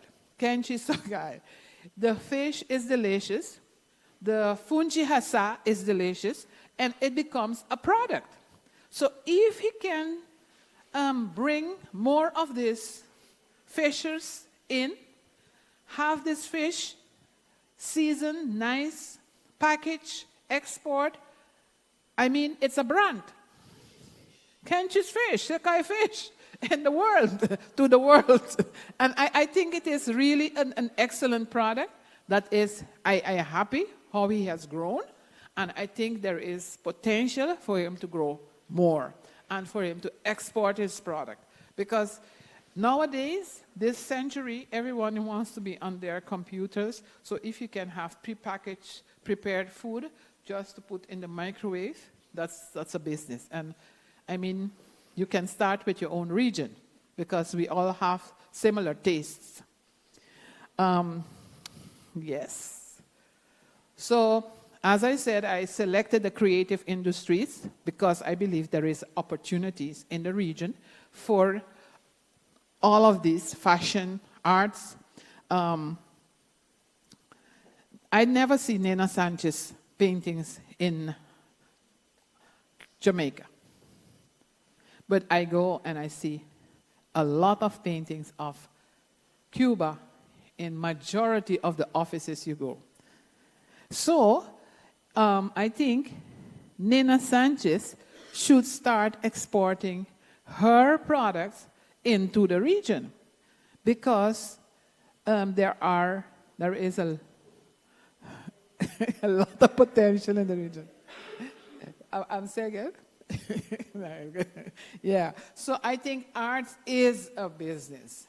Art is and we have a lot of artists that can put their products and start exporting their products into the Caribbean market. Education.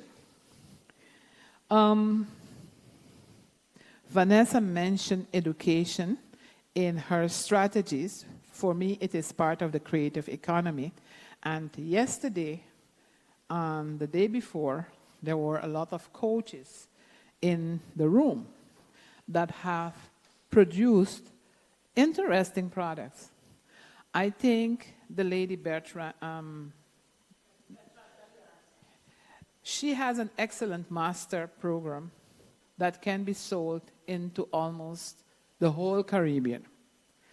I think all of the products that have been presented here, the persons were asking about coaching, and coaching for different projects. For export was one. So I think the potential for education and master's programs, the only thing is some of the islands, when you go in, you have to meet their educational requirements for you to deliver. But once you pass that stage, I think it's an excellent opportunity for export in the region. Fashion and design. I always know that we are people full of style. Jeanette, you laugh, but you are full of style yourself. So I think it is, we have fashionistas here, and we have fashion designers here that have high and very nice quality products that we can put in the I see a lot of Trinidadian designers selling their products in Jamaica, in Belize, in Cayman Islands, and I didn't see Curaçao, so I was a little bit, but I think we have to try to motivate and stimulate them that don't be afraid. Put your product out there. There is an opportunity. Well, these are some of them. Architects, advertisement. We have advertisements bureau that have different products than the other region. Not that I criticize any other region, but what you find is our product, advertisement product, is totally different design and presentation than in the other islands. For example, you want to bring changes. So there is opportunity for you to take your advertisement bureau and sell your product in another island. And you have, remember, you have economy of a scale. You have Dumrep, 11 million people. You have Haiti, another 12 million. You have Cuba, 12 million. So the population out there is huge. So when we talk about economy of a scale, the economy of a scale is right there in your doorstep. So, and you can manage it. As I already mentioned, it is niche. You start where you can manage, where you can ensure that you can deliver, and that you have the product and that you can deliver in a niche market. So important is that we hold now some sessions inviting these persons in the creative artist industries and motivating them and showing them the opportunities that they can strengthen their business and go into those markets. So the core cultural industries, advertising, marketing, broadcasting, film, internet, as I said, Curaçao could be in the other markets. I would like to see a Curaçao in the other markets. Broadcasting, film, partnering with other film. The other day they did an excellent work for some UK businesses, but it is export. Music industries, I mentioned and highlighted a particular song that I was hearing over the radio, and I thought it was from Curaçao. It was not, but it was to show that it doesn't matter if it is in a different language. If the product is good, if the product is marketed and promoted right, it will be in another market. So, but it is the only one that I saw in the Jamaica market and playing on the radio, while it is a market that is very focused on their reggae and their own music. So for you to get a space and place in a market like that, that means that you have done a lot of work to get it there. You use social media, e-commerce, influencers, you mention it, for you to get in an innovative way in another market that is not necessary in the likes of that particular music and got on got the rating. Print and electronic publishing, we can look at. Publishing, I think we are doing a lot of languages. Who are the linguists? We can look after, do proofreading, all of those things base. Video, computer games, architecture, as I mentioned.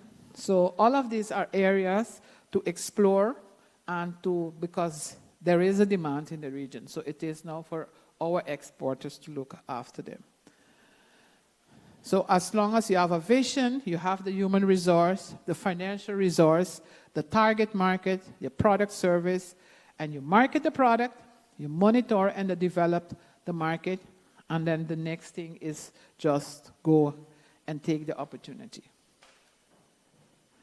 This is the example I use about how the creative industry, the music, the artist, it was this particular person with his song. The target market, Caribbean. The language was English and Spanish. And he uses e-commerce, advertising through social media, radio stations. So, as I mentioned already, look at your policies. What are the policies that are in those countries? Trinidad and Tobago, your Bureau of Standards. Usually you get, as soon as you put in Bureau of Standards, you will get all the necessary standards requirements for products in those markets. You can do the Jamaica Bureau of Standards. Those two are the strongest. The institutions, education, national vocational qualification standard, national vocational trainings available, the infrastructures, transportation, ports, customs, the environment.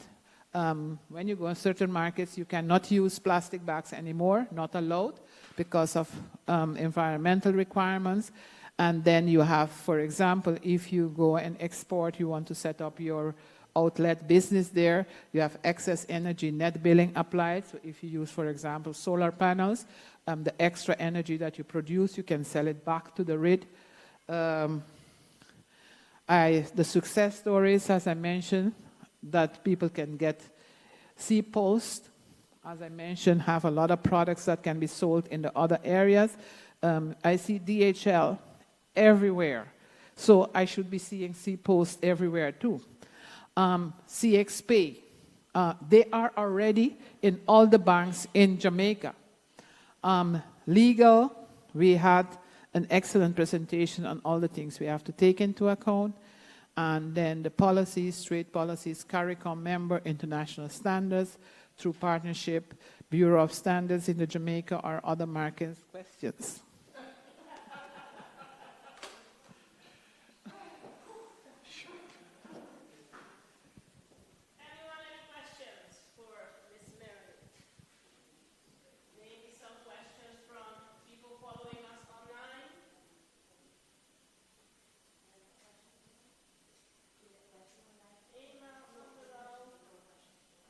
It's online.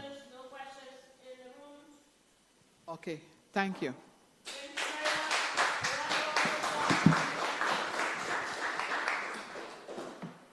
Yes, everything was clear, so thank you very much for your very spirited and great presentation, Ms. Meredith.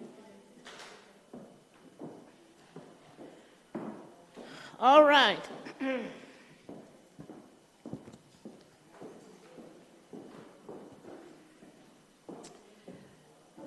We've taken a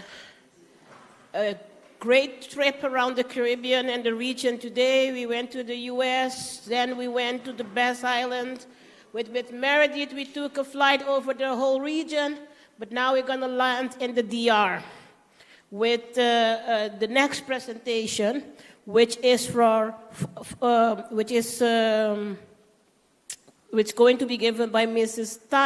Tayana Mora Ramis. I hope I see this correctly. Tayana Mora Ramis. The title of the presentation is Determining Markets, Tapping into the DR Market, market opportunities for Curaçao companies in the DR. I'm just going to read her bio. Ms. Tayana Mora has 30 years of experience in export development and export promotion of both goods and services.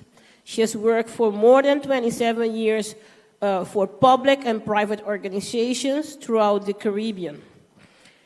She was the executive director of the Caribbean Export Development Agency. She is currently the managing director of Next Consulting, an international consulting firm specializing in development, cooperation, and international trade, reaching the wider Caribbean and supporting different countries, public and private sector.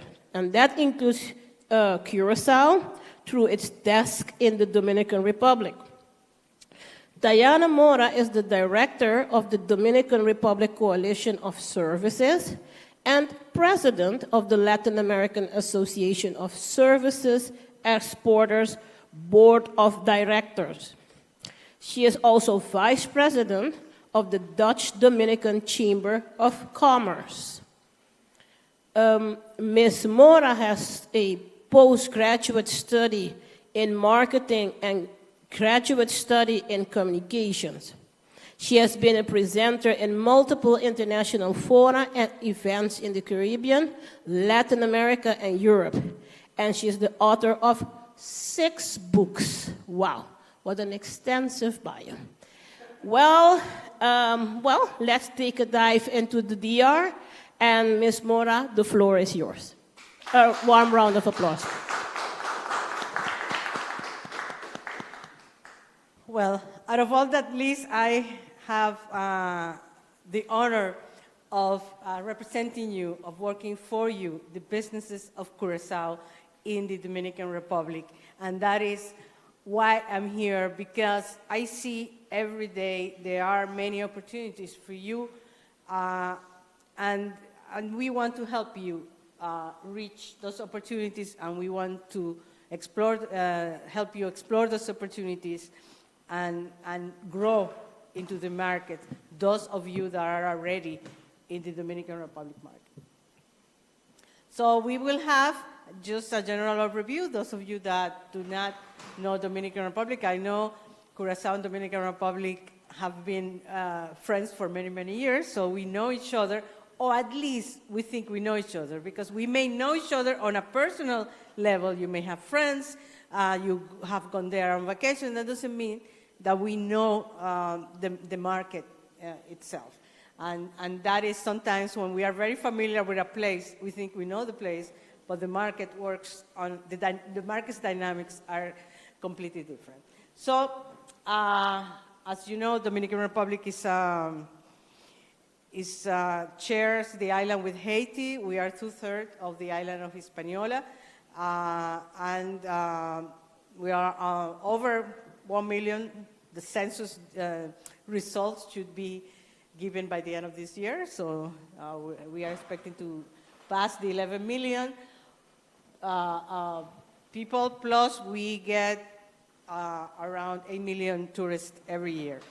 So that is the size of the market, and if you add to that Dominican Republic helped feed Haiti, so a lot of the products that are consuming Haiti are purchased through the Dominican Republic, through the border with the Dominican Republic. That means that potentially you may have almost 30 million consumers.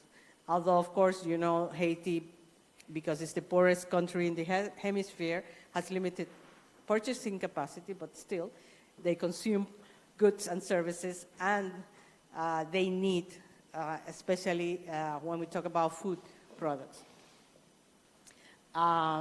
Dominican Republic is increasing is now a middle-income country, and that is increasing yearly. And through the last 30 years, the country, of course, with the exception of 2020, like everybody else, has experienced a growth of an average of 5% growth consistently before and after the pandemic. So Last year, the country ended in 4.9% growth, and this year is expected by the central bank to be around 5.1. Similar data, similar projections is done by IMF World Bank as well. There are sectors that experience some challenges in the economy, like the mining sector, which is a strong sector in the Dominican Republic, but there were some issues. Miners trapped and gold mine being closed down for a while, and all that. So that is why you have that down in the mining sector. But as you can see, the other sectors are growing, and of course, tourism sectors have grown all across the Caribbean because we are recuperating now and people are traveling again. So this is just to have an idea of the strong sectors: manufacturing sectors, tourism sectors, free zone sectors. We also have a very strong free zone, but the free zones in the Dominican Republic are solely manufacturing and services free zones. So not like here that you also have distribution and sales free zones.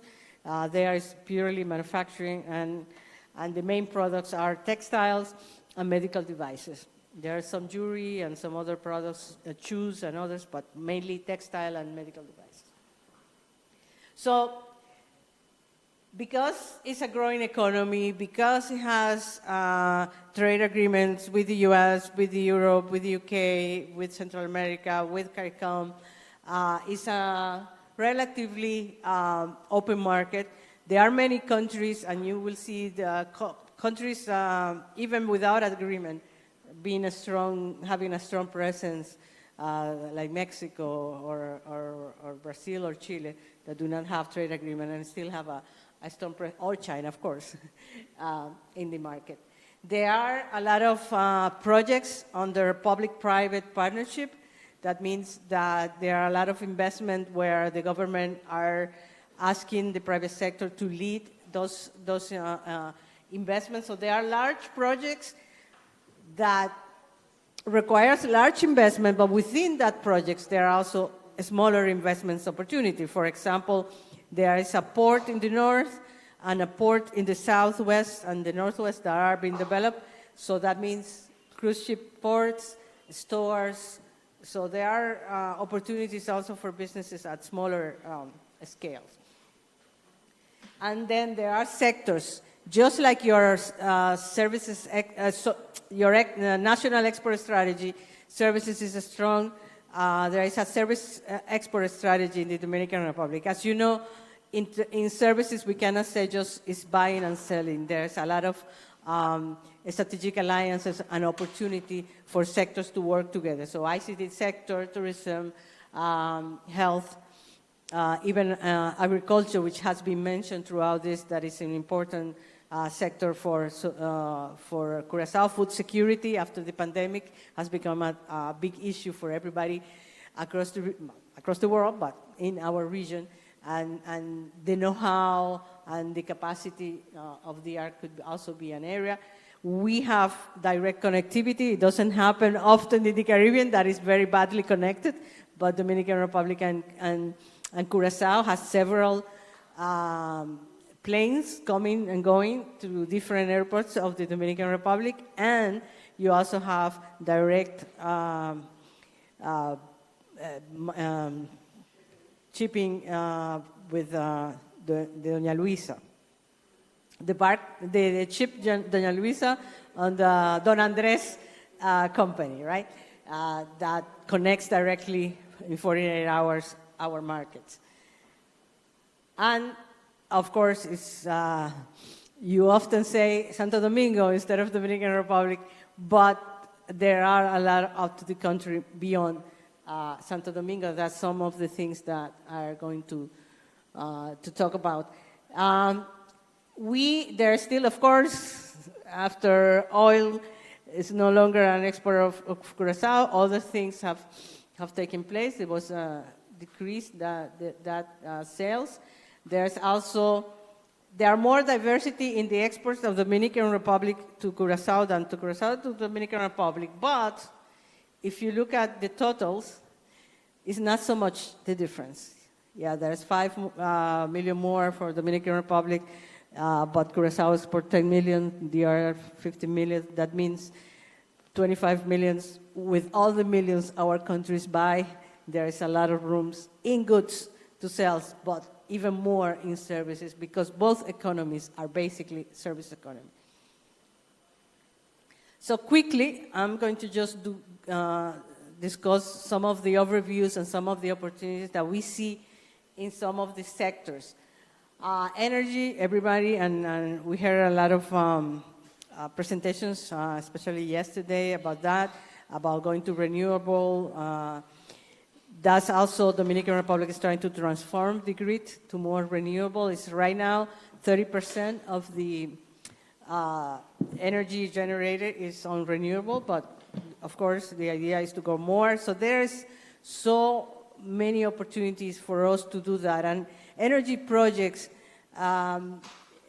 we need to attract largest investors and largest companies to our countries. We need economy of scale, and I see that this is where, when countries, smaller countries in the Caribbean work together, we can offer those larger companies economy of scale. Agriculture, as I mentioned, and agriculture is one of the areas that Dominican Republic have earmarked for South-South cooperation. We recognize that there is a know-how in the countries on that, so the technical staff of the Ministry of Agriculture and other places are willing to work with farmers in other countries in the Caribbean. We are in the process of the two countries signing a cooperation agreement, so that is also going to be part of that. ICT, we had last year a meeting of the ICT chamber in the Dominican Republic and CEMIA here, and there are a lot of opportunities to collaboration and synergy. Again, economy of scales, to develop projects, larger projects, to get new technology. We need broader markets, and that is where the collaboration between the two sectors can come on board. Tourism and maritime, which is also on your priority in the NES. There are a lot of opportunities on that sector. Marines, like I mentioned, the Pedernale, the Southwest Tippy Point, which is the closest, it will be the closest port to Curaçao. There are opportunities of collaboration with that, sailing, cruise, and of course, blue economy. Everybody's trying to, in the region, is trying to figure out how to reap benefits from blue economy.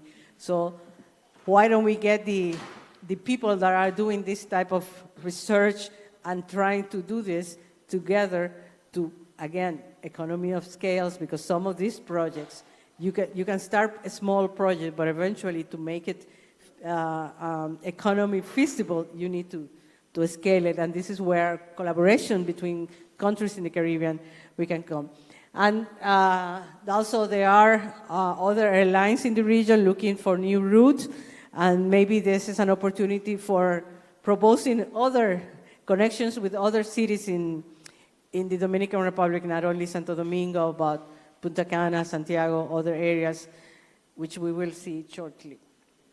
Water and waste management, the sargassum, which is a problem for all the entire Caribbean, and which doesn't seem to stop. This is due to climate change, so we're going to face these challenges that is ruining our tourist experience. And so there are pilot projects across the world on trying to see what can we do with sargassum, how to collect the sargassum. There are some programs that I put in contact here in Curaçao. So there are a lot of opportunities there. The same thing with waste management. Again, economy of scales. If you want to have a biomass plant, you need biomass products. that comes not only from Curaçao, you need them to come from other places, or you need to send your waste, biological waste, to other places to be processed because of the scale that those projects need to be feasible. Right now, there is a drought in the Dominican Republic, and the hydroelectrical dams are only 40% capacity, so that means the government is thinking, well, should we use desalination of water? You have the expertise here. Dominican Republic never done that. That may be something that you can export to Dominican Republic. And of course, the whole carbon credit thing, but again, every country is asking how do we reap the benefit of that. Collaboration, again, can have the answer. Educations, there are a lot of, although there are over 45 higher education schools in the Dominican Republic, there's still a lot of demand for master's, for doctorate degrees, so there's an opportunity. Whoever is offering that, executive education, ongoing education, as you know, language training, so there are opportunities for export those services. In the creative industries, film industry is strong in the Dominican Republic. In the last 10 years, it has grown to a full-fledged industry with film studios and a whole environment, so post-production companies, all the whole environment, because there are more than 45 films done in the Dominican Republic between foreign and local film done every year. So that means that the experience, and I, with Elise, and happy birthday, by the way.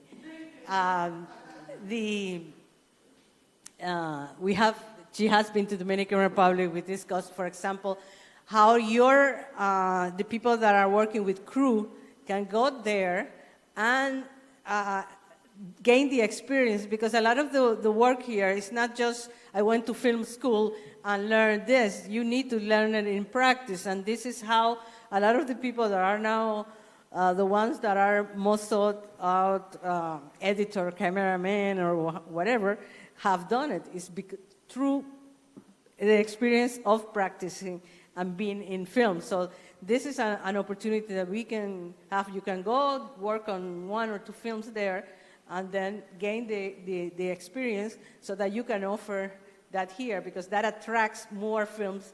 If you have more local talent that can do many things, then you can attract more films to come here. Music, of course, e-sport and video games. There is also a growing industry. There's linkages already from Curaçao, players and people that manage games. So that is something also Dominican Republic is part of the export strategy of services in the Dominican Republic. So there are a lot of linkages with that can be done with Curaçao, and of course developing video game animation. That is also an important sector. Fashion. You have a manufacturing sector in the Dominican Republic, so manufacturing for fashion designers here, and then sell it in the free zone, maybe, so value chain in fashion. Festivals, we all like a party, so more connectivity among ourselves in trying to, so that not only we attract the visitors for that, but we collaborate on putting and staging festivals and festival services. And of course, digital media creation. There are more demands for local content, and this is something that is a challenge for our region. Working together, we have, most of your people can speak Spanish, so you can tap the Spanish-speaking market, Latin American or the Ibero-American market, as well as the English-speaking market. So it gives you a broader spectrum of working and collaboration than what the Dominican Republic has. And so, I don't know if you visit all of the cities within the Dominican Republic, just a quick description in terms of business. Of course, Santo Domingo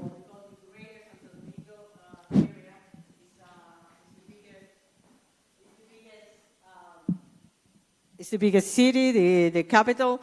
Of course, it's the seat of the government. We have over 4 million people, very congested, a lot of traffic jams, and very, very hard to move around.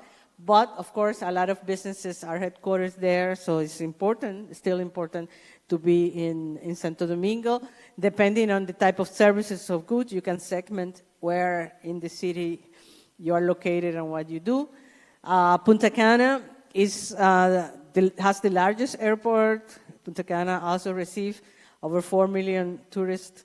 Just the Punta Cana area is in the tip of the southeast corner of the Dominican Republic, and that is the most developed tourist area in the country. So by itself is becoming a powerhouse, especially if you deliver goods and services to the tourist area. So not only the hospitality part, but all the other entertainments. Now we have investment with amusement park and different things. So now a lot of companies have their own distribution centers and their own salespeople in Punta Cana if the hospitality sector is, if they're selling something for tourist consumption. Santiago is the second largest city in terms of population, almost over 2 million people. It's in the north, almost northwest of the Dominican Republic.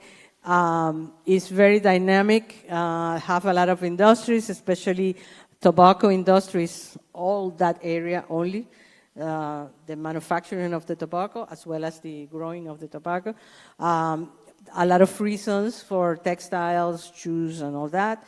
And it's a very dynamic series. We had last year with MEO, we organized a presentation with the Santiago Chamber of Commerce on some of the things with Santiago.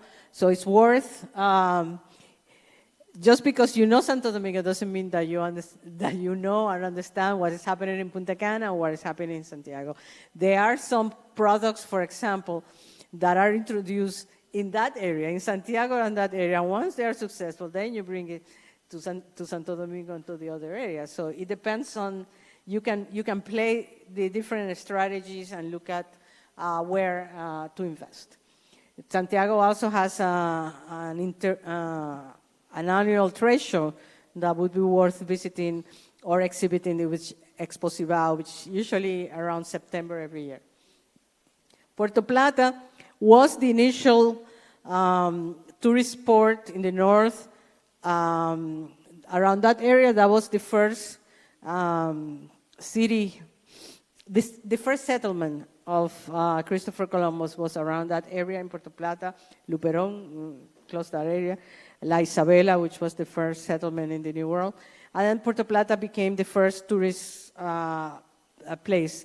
But then when Punta Cana grew, that kind of, the hotel became all hotels, and it was kind of frozen time. And now, in the last 5 years, there has been a lot of investment in there. There are 2 ports for cruise ship. So there are, Vin Diesel is also opening a film studio in Puerto Plata. So there's a lot of things happening also in the Puerto Plata area, which is worth looking into that. Samaná, that's the the northeast part, is also developing. Unfortunately, I loved that there were not that many tourists in that place, so that was my favorite place, but now it's becoming very full of tourists and big hotels, because before it's like the smaller hotels, it was kind of nice. It's still, Las Terrenas is a little bit still like that, but it's really growing. And a lot of investment is also happening there during December to March, just whale watching, which brings a lot of visitors. And there's also a lot of films, because it has a lot of different topography. So it has mountains, it has seas, and it has manglers and all kinds of sceneries. It has also an international airport. It has a port. Some cruises are coming already there, and there is a road that connects with Santo Domingo Airport 1 hour, so that is also developing. And like I mentioned, in the southeast, Pedernales, if you look at the map of the Dominican Republic, the part that comes like down like that, Pedernales is an underdeveloped province for good reason, because it has a lot of national park. Most of the territories is national park, but the government has carved one area for tourist development under public-private partnership. So that means that all of the development there are being done on public tenders, on public-private partnership. It's close to the border, to the northeast border of Haiti. It is the closest point in nautical mile from the ABC Islands, so that means there could be more collaborations with cruises that could touch both ports rather quickly, and other yachting competition, things like that. I mean, there are a lot of opportunity there. Unfortunately, this is Bahía de las Águilas, my favorite beach, and they're going to spoil it with the development, but that is what it is. So there are a lot of business opportunity there still, because it's a poor area. All the area around the border with Haiti in the Dominican Republic, that's the poorest provinces. So that means that these people are eager to have development. So still there's a space for doing things there. And then in the north, close to the border with Haiti, northwest, this is the Manzanillo port.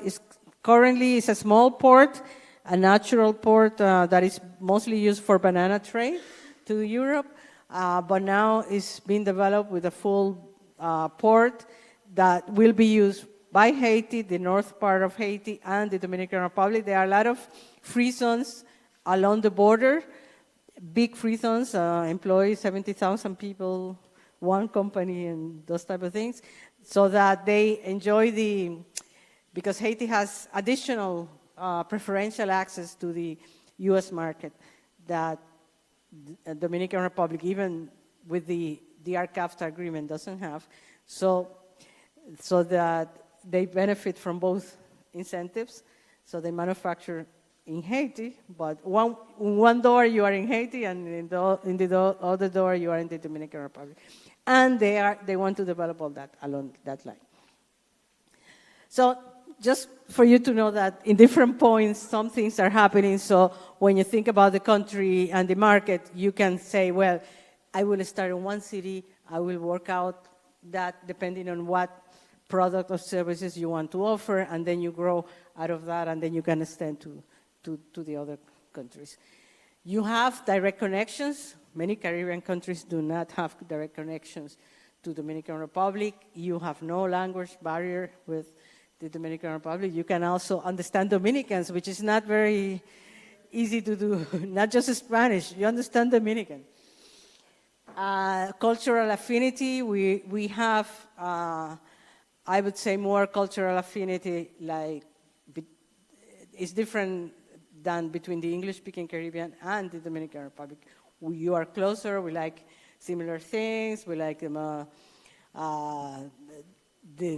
type of music. You consume a lot of, we are on islands, but if you look at Trinidad and Tobago, where Lorraine comes from, it's different.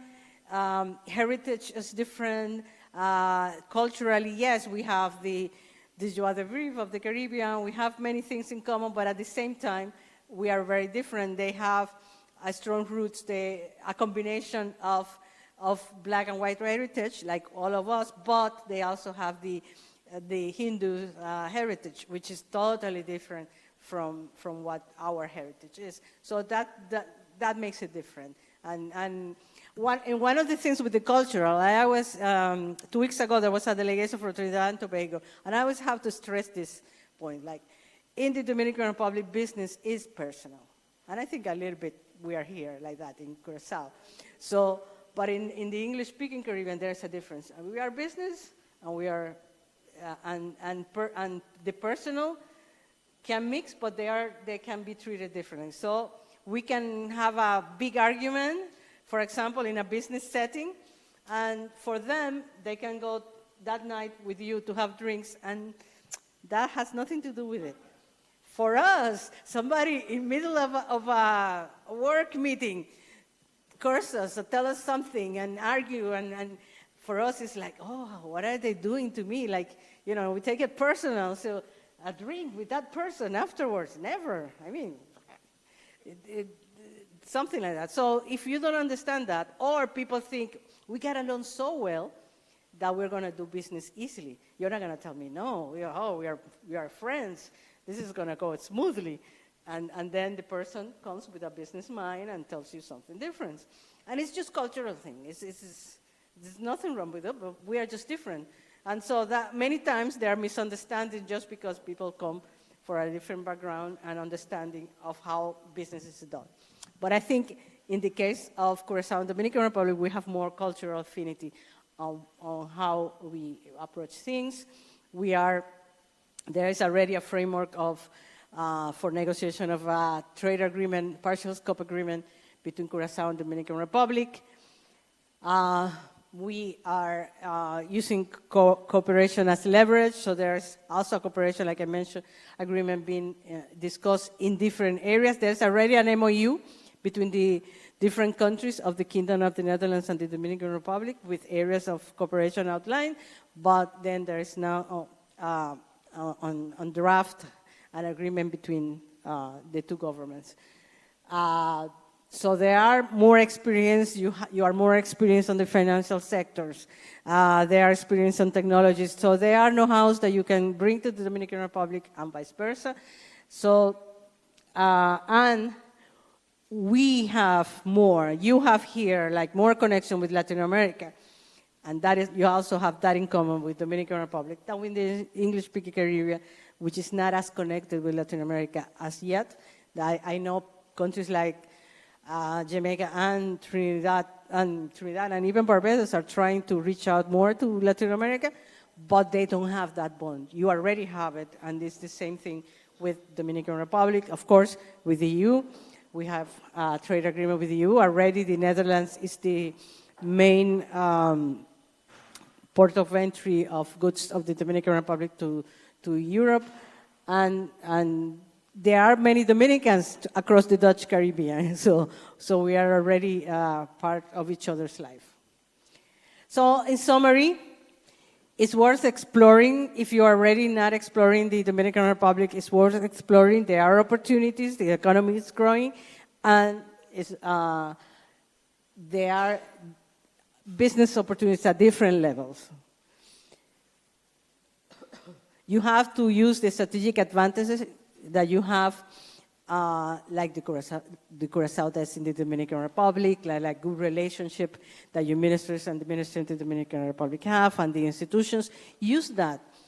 Don't come by yourself only if you have friends and deal with that. That is fine, but see, with the best of intentions, sometimes your friend, and I think that was the fourth point that I was going to make, because we know each other so much, because you have friends there, because you have family there, you may think you know the market or that your family can help you.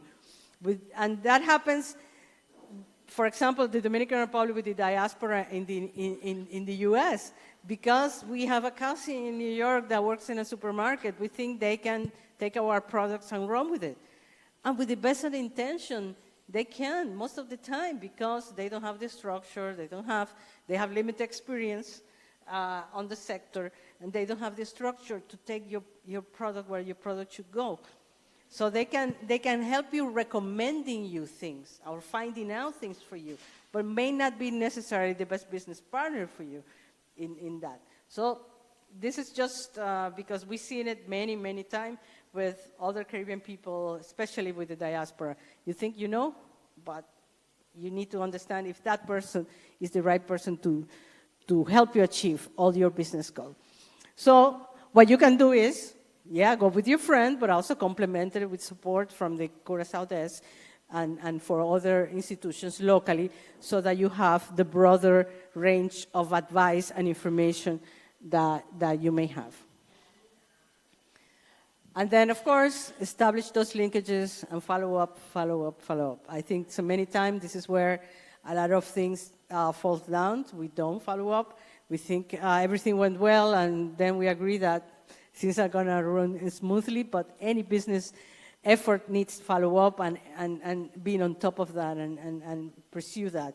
When we heard some of the exporters from Curaçao in the first day, they talk about the passion, the consistency, and the persistence, and that is something that you need to do in the Dominican Republic on any other market.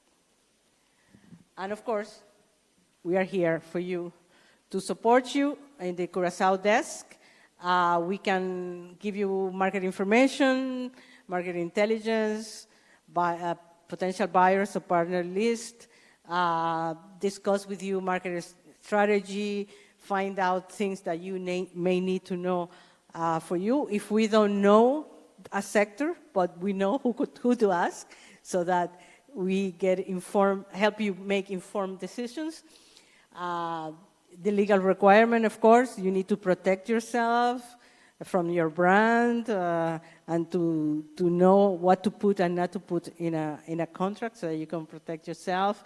You have to do due diligence on who are you business with. So even if your cousin suggests somebody that is nice, do the due diligence on that person, even if you know them from forever, because in the work, they may be the nicest person, but may not be, in the work environment, may not be the best person for you.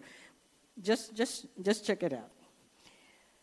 And then we can arrange visits, appointments for you in the market if you want to come and meet. And of course, help you follow up once you are there and see what we can do to help you grow in the market. We have an online community, Path to Market, that you can also join. This is what we do every day at Next Consulting, so we are there to work for you for free, so you don't have to pay for the services, because already Cinex and Mayo pay for them. And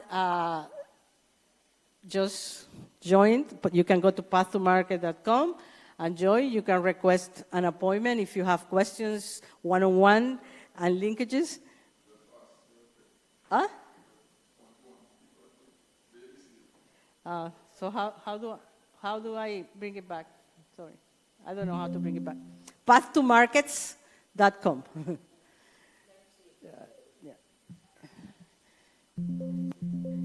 Pathtomarkets.com, or you can request, you can write to our WhatsApp, 809-713-0785. You can also, in pathtomarket.com, once you subscribe, you can get the possibility of making an appointment online as well. Yeah. Any questions? Yes.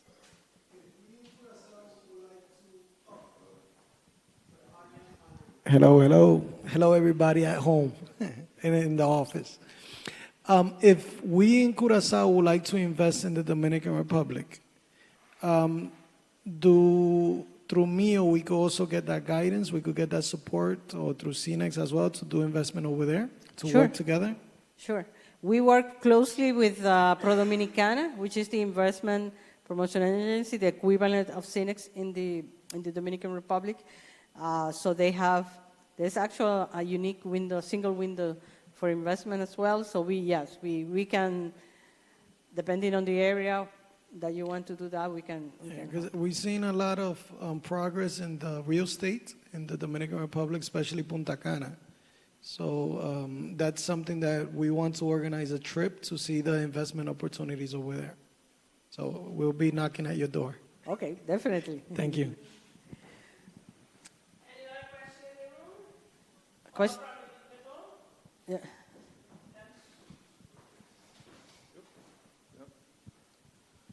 Yes, before they talked about that sports can also be like export from Curaçao to Dominican Republic. Is there like agreement or trade that like the local sporters like baseball players can go to Dominican Republic for like something like when you get scouted, because a lot of people see Dominican Republic like a stepping stone to the Major League Baseball in the U.S. So is that also something that the Dominican Republic can work with local baseball players here on Curaçao? That is managed at the private sector level, right? So the Major League Baseball have camps.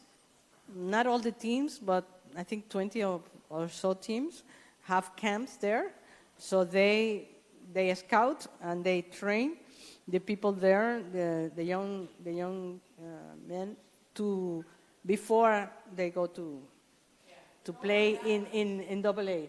So yes, yeah. So what we can do is identify if you have a group here to see who do you have to establish that linkage there, so that young people can go in and have a space instead of, because I have seen young people that come and just without really any arrangements and trying to, and they get lost because they are young and yeah, that's why, because most of the camps, they are from the U.S., but I thought maybe you guys have camps that are really yours, that you really scout on, like in the name of Dominican Republic. And Yeah. maybe it can be good also for you guys to export those players that you have scouted to the U.S., because there's already camp there, but the camps are from the U.S. So it's their people, but maybe you can show that you guys can do it too. Well, I'm not an expert on the sector, but what I see is we have good companies, and then we have the people that are taking advantage of.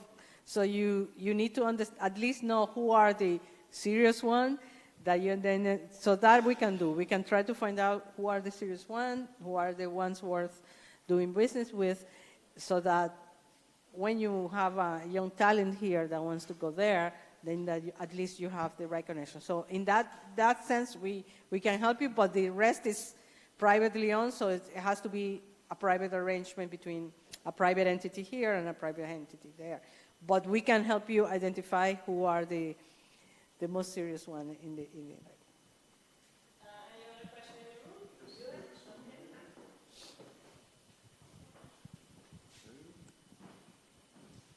Good afternoon. Thank you for the wonderful presentation today. A question that I have, because I didn't see it answered in your presentation, it's about services. Because, for example, for a foreigner, in order to provide certain services in the Dominican Republic, is there some restrictions or maybe some licenses requested in order to provide those services? It depends. Of course, if it's medical services, yes. If it's architectural services, yes. But the majority, if it's consultancy services or IT services, no. So if you're hired by a Dominican company and just go there for a month to do something, then you don't need anything else. If you are there for a year or something, or they have to give you a contract. It's not very hard to get a permit, a work permit. So if somebody hires you to do a job for 6 months, let's say, and you go there, then they can request the Ministry of Labor for a permit for you, and you can get a permit. But if it's a short stay, you don't need to. It's not as strict like in the U.S. If you go to work for 1 day, you need a work visa. No, it's not like that. So if you can go for deliver a training or a specific consultancy, you don't need to. One more question. You can register if you want doing business. You want to export Mode 3, and you are doing business on a consistent basis there. You can register your company as a branch company, and they will have the same rights as a Dominican company. There's some restrictions regarding to register a foreign business into the Dominican Republic? No, there's no. You can register as a foreign, so as a branch, right? Right. Have your company here, and you have a branch there. That depends. You are the headquarters, and they are a branch, but that branch has the same legal rights, benefits, and legal rights than a local company, the full-owned local company. There is no restriction on foreign-owned companies, so a foreign entity can also form from scratch a company. There's no restrictions, and there's no restriction on repatriation of earning or anything of that nature. One more question regarding franchising. I don't know how the market is related to franchise businesses there in the Dominican Republic. Are there some restrictions regarding to actually enter the market with new franchise? No, there's just no restriction. You just have to compete. We have, a Spanish franchise like Sara, Mango, but all of the, McDonald's, Wendy, all of those. We also have small franchises from stores, small stores from Colombia, Venezuela, and they're there on the franchises. Okay. So there's no restriction for that. Okay, wonderful. Thank you. We know that the tourism in the Dominican Republic is basically known globally. Is there a way that with the tourism developments of the Dominican Republic, we could support the tourism development of Curaçao? Is there something, let me give you an example. Before we used to go with the ICUC, the students that were studying tourism would go 5 weeks to Colombia, join with a university in Colombia. They would study during the week, and on weekends they would know the tourism, the culture, and everything. Is there a possibility for us here in Curaçao to do something with a university and probably the hotels in Punta Cana? Something, for example, of that matter? Well, I think, yes. There's a lot of universities in Dominican Republic that offer double title, or you do 1 year in one place and 1 year in the other. So those are arrangements that are already known. What we need for collaboration, for example, in tourism, like share destination, is the connectivity and the facilities, because what the tourists don't want is the hassle of traveling. So they would need to be connected quickly and easy. So, for example, if we get connection between Punta Cana and Curaçao, yeah, they could come a part of the time there, but we have to ensure directly people without any hassle will come from one point to the next. So, I mean, there has to be some arrangement at the authority level, and then arrangements at the tour operators level, so that, and the airlines, to offer packages that are attractive for that. And if we need relationships with the universities, you could help us with that under the Curaçao desk? Definitely, definitely. We coordinated a few years ago meetings for the University of Curaçao with some universities in the Dominican Republic. Thank you. Just a short one. I was wondering if the Chamber of Commerce in the Dominican Republic has also a segmentation or maybe a separate chamber for franchisers in order to register their franchise. No, there is an association of franchisee. Yes, franchisee. Yeah. Franchisee. Yeah, but no, there's no chambers. Dominican Republic has one chamber of commerce per province. So we have 30 chambers of commerce. And they also do registration. But unlike Curaçao Chamber of Commerce, you don't have to become a member of the Chamber of Commerce, but you have to register as a company. And the chambers are the ones that register the company. That is a difference from how it works here, because you are a member of the chamber. But there, you don't need to become a member of the chamber to get registered by the chamber. Okay. So there, you have national chambers like that, and then a federation of chambers, Fedocámara. Plus, we have binational chambers, just like the Dutch Dominican chambers. There are Guatemalan Dominican chamber, Ecuadorian Dominican chambers, and there are many bilateral chambers of commerce as well. and the ICT chamber. So there are some chambers, specialized chambers like the ICT chamber. Oh, okay. Wonderful. Thank you.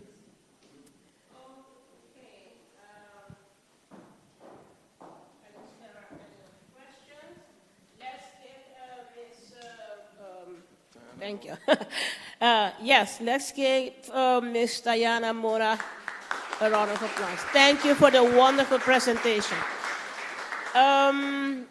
We're going to take a 5-minute break to set up because now we're going, the next item on the agenda is a panel. I see the team of Kolab already coming with the chairs. So let's take a 5-minute break, stretch the legs, maybe drink something, and we'll be right back.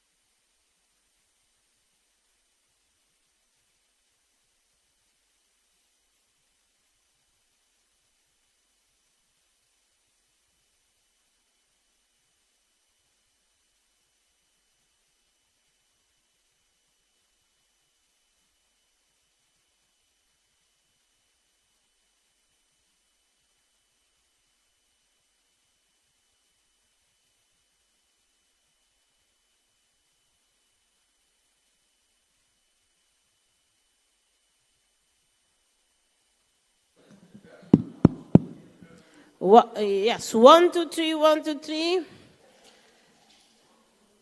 People in the galley.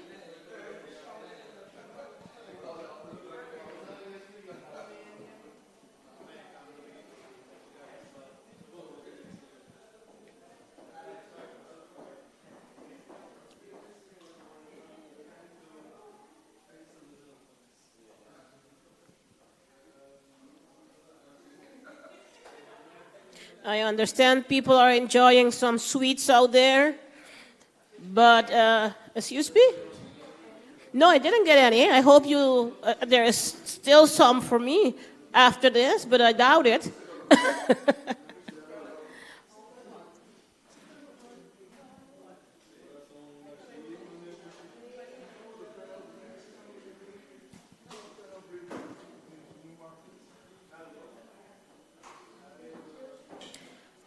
I received strict instructions to ask everyone to move forward.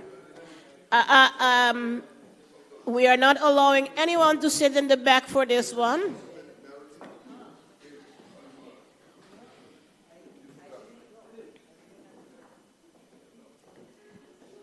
Yes, we're moving forward with a panel, and what we're going to discuss in this panel is breaking into new markets. I think we are all very interested to know how we're going to do that.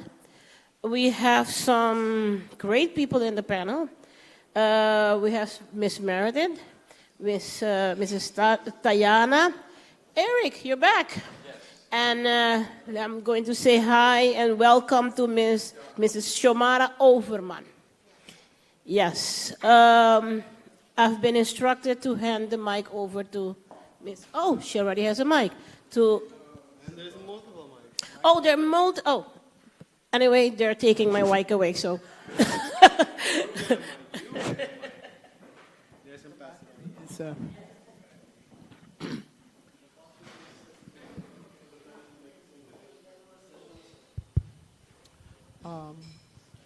Thank you again. I introduced myself already, and I think Tayana also has been introduced, but for the persons online, I will introduce everyone again. We have here at my right, Curaçao right, Tayana. Tayana is our representative in the Dominican Republic, and she is heading the Chamber of Commerce desk and representing our tourist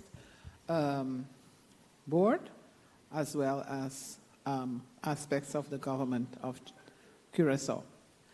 I would like for the person at my left to introduce himself. Erik Broekhuizen. I'm so sorry for the people at home. Erik Broekhuizen, typical Dutch name, but I live and work in Miami and travel back and forth to Europe and have a little triangle with Curaçao as well, and that's the reason I'm here a couple of weeks a year. Yeah, my name is Xiomara Overman.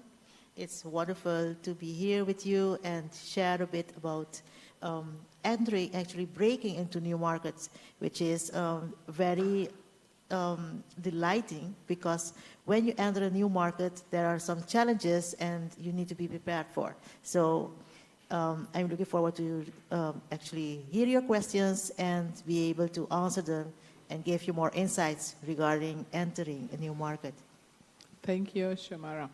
I am Meredith. I'm going to be facilitating this small session, and I would like entering new market for each one of our panelists to give 3 challenges and 3 benefits of entering a new market, starting with Xiomara.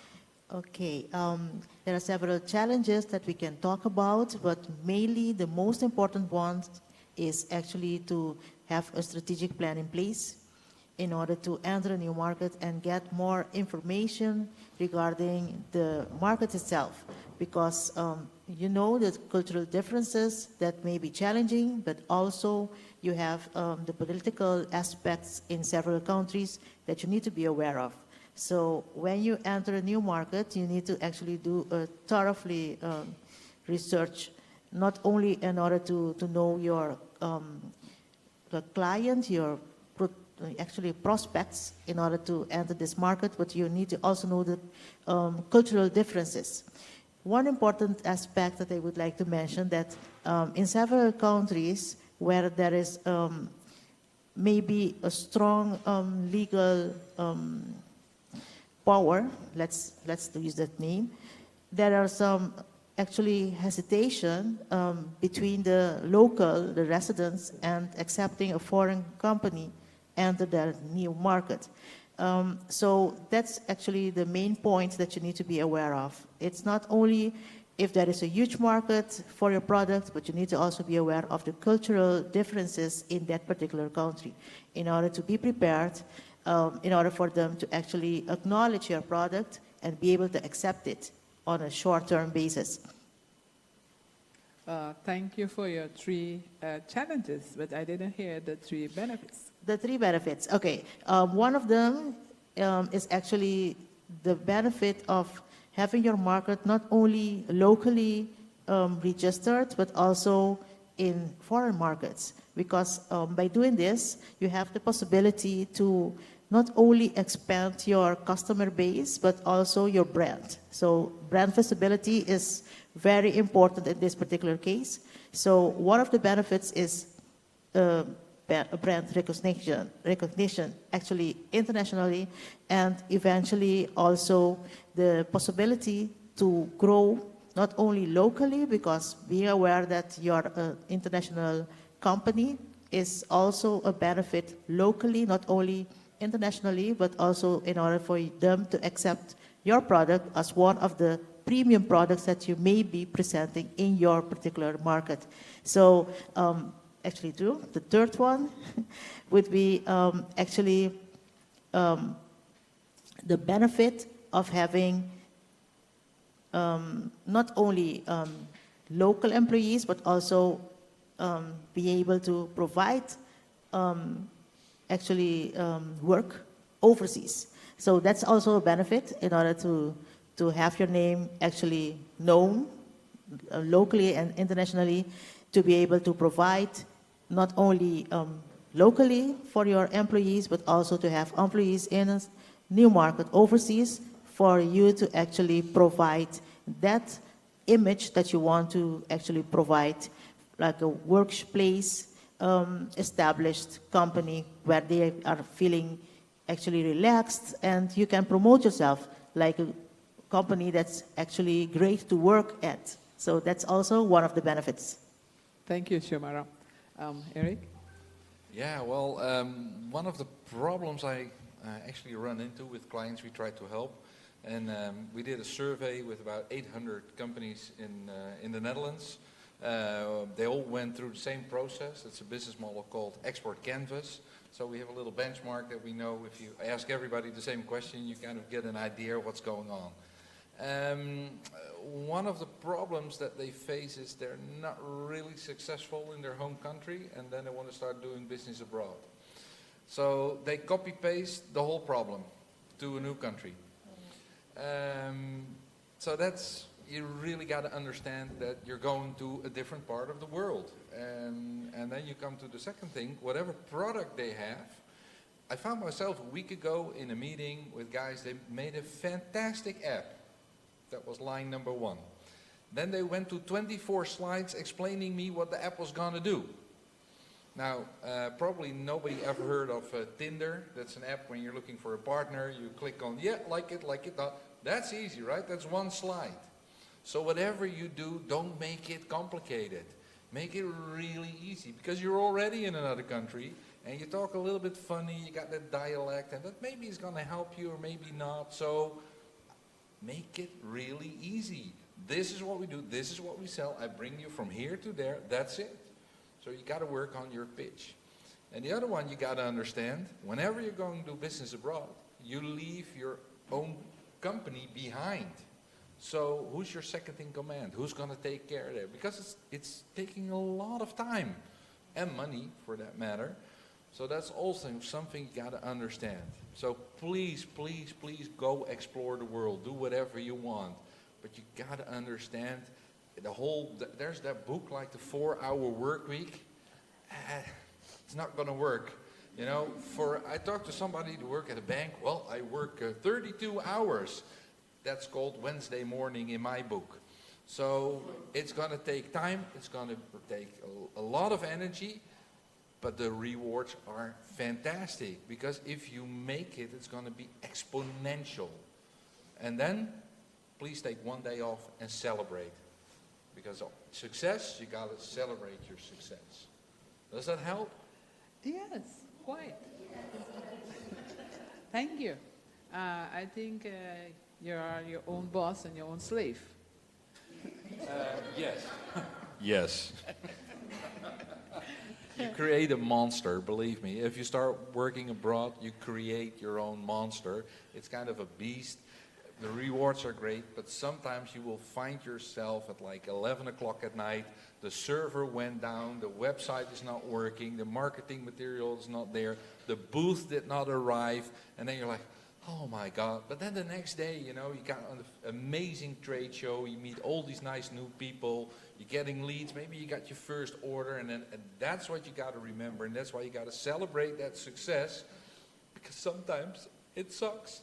But when you celebrate that success, oh my God, that's fantastic. That's rewarding. Yes, and you meet all these wonderful people in all parts of the world. So, and a lot of different food. All right, thank you, Eric. And Diana, do you have your breaking points for entering new markets? Well, I'm going to redefine a little bit market, because we can take it like physical markets, you go to another country.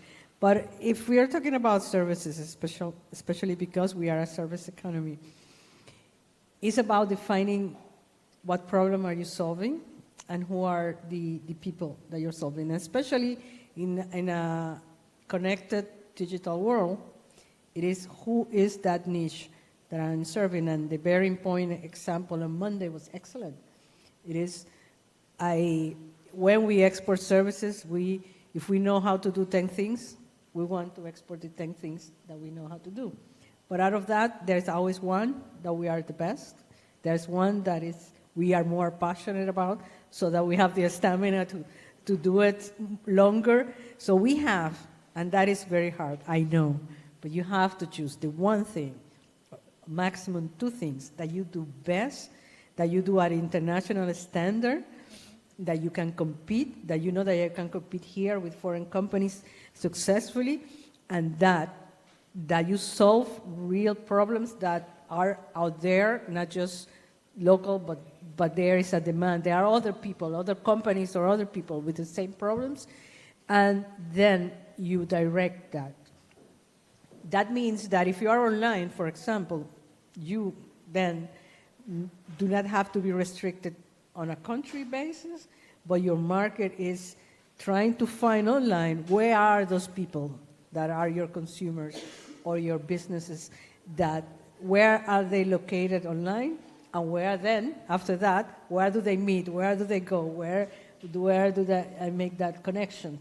So we need to have the flexibility, especially in 2023, to redefine what market is and how do we select that market, because it's a niche. It may be a niche here, but that specialty that you have maybe have a wider demand globally. So we need to first redefine that, because that also helps you even innovate or develop new business models that are how you break sometimes new markets. It may be solutions you already have here. How do I adapt that to be a solution that can be applied to problems that are in other countries, and how do I get that? And as you know, that's how a lot of the unicorns, Airbnb and the others, were born. I solved one problem with a group of people, and then realized a lot of people have the same problem. So how do I apply that? if our friends from Colectivo finds how do we, in our countries, do the carbon trade in a more effective way. That's a know-how.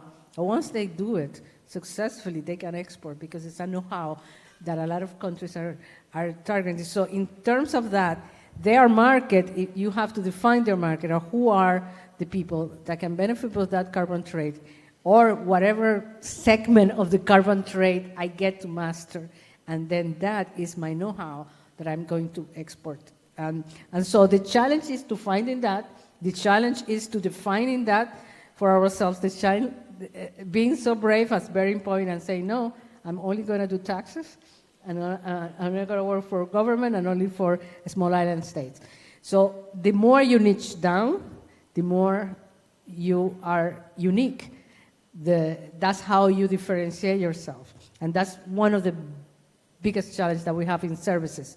How do we package our services in a way that our potential client understand what it is that we are offering, and how can we solve their problem, and why choose us instead of anybody else that is offering that. And once we identify that, then the rewards come. Then we can expand quickly, just like, well, not quickly, but we can expand, just like Bearing Point example. We can then have demand. People hear about us because we are unique.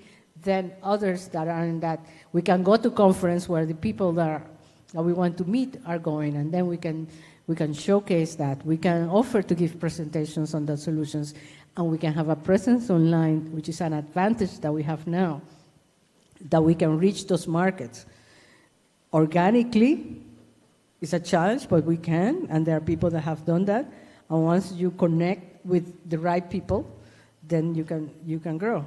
That's how the e-sport, the majority of the people here in the economy, regular economy of Curaçao, has no idea what is happening there, because it's kind of underground. So it's only the people that has to do with that industry, with those tournaments, with those, and those people are not going into the newspaper. They are not going to the Chamber of Commerce. They're not going to the formal channels of trade, but they know where the right people are online, where their tribe is, and they know how to reach their tribe, and that's how they are excelling into that. So we have to redefine, yes, market, we can have physical markets, but as well, we can have niche markets that we can find online, and then we go to the physical stage. So that would be.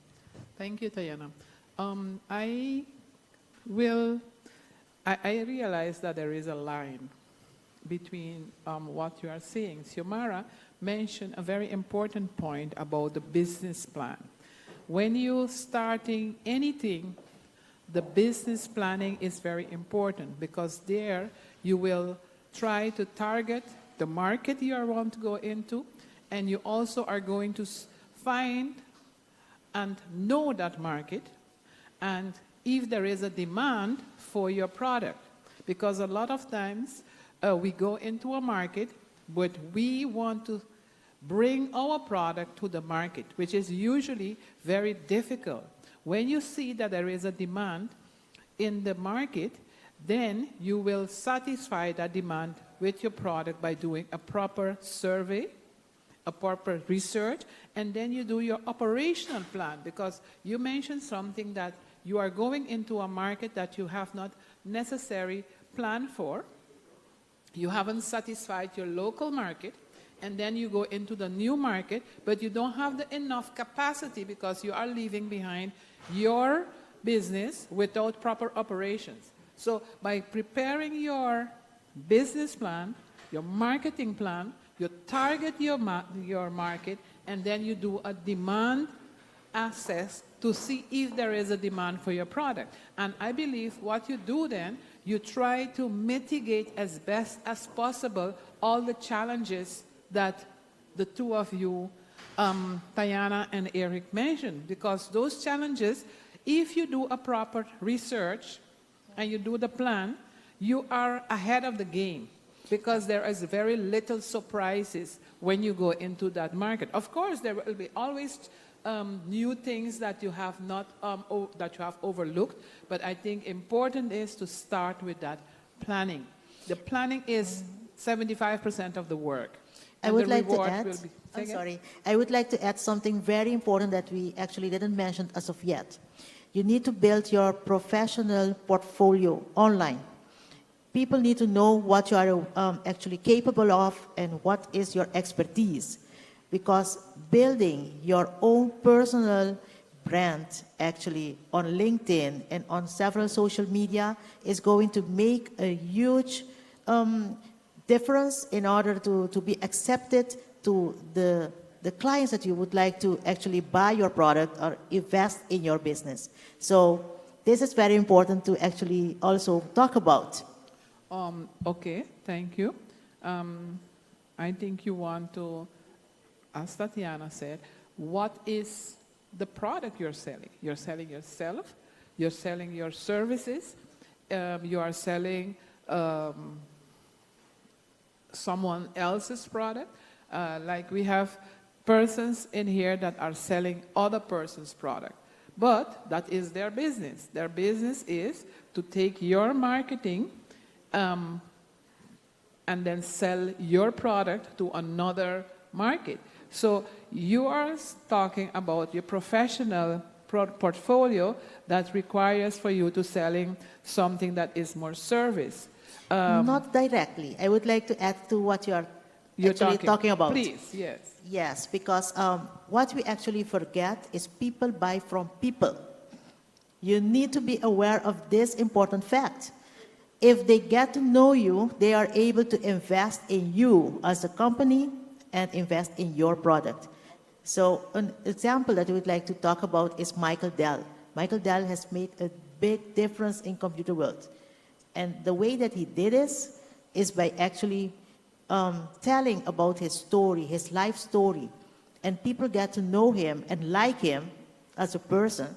And eventually they started to buy their computers. And it went so fast. So if you read a biography from Michael Dell, you will see the importance of actually investing in yourself as a professional and eventually build your brand as like a professional in order to people to get to know you and get to like you and trust you. That's the most important thing. Okay, thank you. I agree that sometimes you may have to sell yourself ahead of your product so that people will know what they are buying into. Yeah, I can definitely relate to that. It was back in the days, I'm a little bit older, so then we had 20 years ago, you had marketing studies that was all about business to business, business to consumer. Doesn't exist anymore. It's no longer B2B or B2C or even business to government, B2G. It's P2P, people to people. Yeah. People talk to people, people connect to people. And if you become an international entrepreneur, you got to educate yourself. You got to educate yourself on how does the marketing work, how does sales work, how does business development work. You probably end up hiring an expert helping you on that matter, but you got to understand you own the business, you're responsible of the business, not only here, but also on the other side of the world. So which one of you watches Netflix every night? At least an hour? Okay, stop doing that. Watch half an hour and study half an hour. Read a book. Become smarter. Because the competition worldwide is huge. And you gotta be the sharpest, the fastest shark in the water probably to stand out and still being yourself. Still being that person that people, hey, either they like you or they don't like you. It's easy. You cannot have the whole world as your client. Probably 50-50. Some people say, they like him. So, never. Doesn't matter. People to people, you connect or you don't connect. You connect on a social level in the real world. And then maybe after 8 or 12 appointments and follow up, and talk some more and call again and have another meeting, maybe you do business. Yes, certainly. I would like to add to this one because when you are talking about people to people, you need to be aware that the one that is going to actually be attracted to what you sell is the perfect client for you, for your specific service or product. So it doesn't matter if other people doesn't like you. You need to know that people that likes you is because they actually feel attracted to you and your company in order to build your brand to actually excel, not only locally, but internationally too. Thank you, Xiomara. I tend to agree on that point. And also, Eric, for a CEO, they said you have to read 70 books per week. 70 books? Yeah, well, I'm not there yet, but... No, but listen, if you're not a reader, get those audio books. They're like $1 on Amazon, so it doesn't matter. But educate yourself, please. Build your knowledge. Yes. Build your knowledge. Make sure, because people do business with an expert, and you know me. I don't agree that we sell stuff. I don't sell anything. I help you solve a problem. May I help you solve a problem? Oh yeah, and by the way, at the end of the day, you got to pay. So I sold something, but I don't sell something. That feels like those, you know, the shady car business guy, car dealership. Oh, nice car, always inside, blah, blah, blah. It doesn't work like that. What are you looking for? Do you have a family? Do you need an RV? Do you need a small compact car? That's helping people. So whatever your product or service is, you got to understand your potential client, the buyer persona, and that's the first book you're going to read. Read up on marketing and buyer personas. Who is your ideal customer?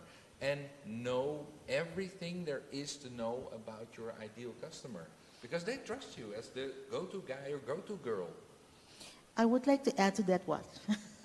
Because buyer persona is what we actually expect for example, if you have a particular product or service, you expect that particular person to actually buy from you. But there are certain people that you don't need to actually put into a lot of effort in order for them to accept you. So actually, those are your potential clients. In order to reach that level, in order to know which one is going to be the one that is actually to be included in your buyer persona, you need to actually make a list from all those people that are around you that actually like you, and what are they actually feel attracted the most about you, your character, your way of being. The way that is being accepted is one of the most important aspects in order for you to actually to be able to present yourself and not try to sell like Eric said just a few minutes ago. So actually sell, but eventually not selling. It's by presenting yourself like someone that's actually going to provide that extra support to that person is going to make a difference. Because they don't feel like they are actually having to buy from you, but they feel that you are actually care about them. That's about care and support. And please do start. Whatever you heard for the last couple of days, and challenges and cultural differences and rules and regulations, please do start. We have a fantastic word for that. It's MVP, minimal viable product. It means whatever you sold yesterday, throw it away, start all over, and adapt to your client. And that's how you're going to figure out what the best way is to sell something, help them buy it. MVP, pivot, start over, cry for a whole weekend, but do it again. Please, to be an entrepreneur is the most wonderful thing there is in the world. International entrepreneur, that's even better. So always keep that spirit. Entrepreneurship is not for the faint of heart. So you need to actually pack yourself up and be able to actually go down on your knees if that's needed to, but eventually get up and get strong and stand tall. Stand tall because you need it. You need to be actually prepared for the next step that you're going to take. Thank you.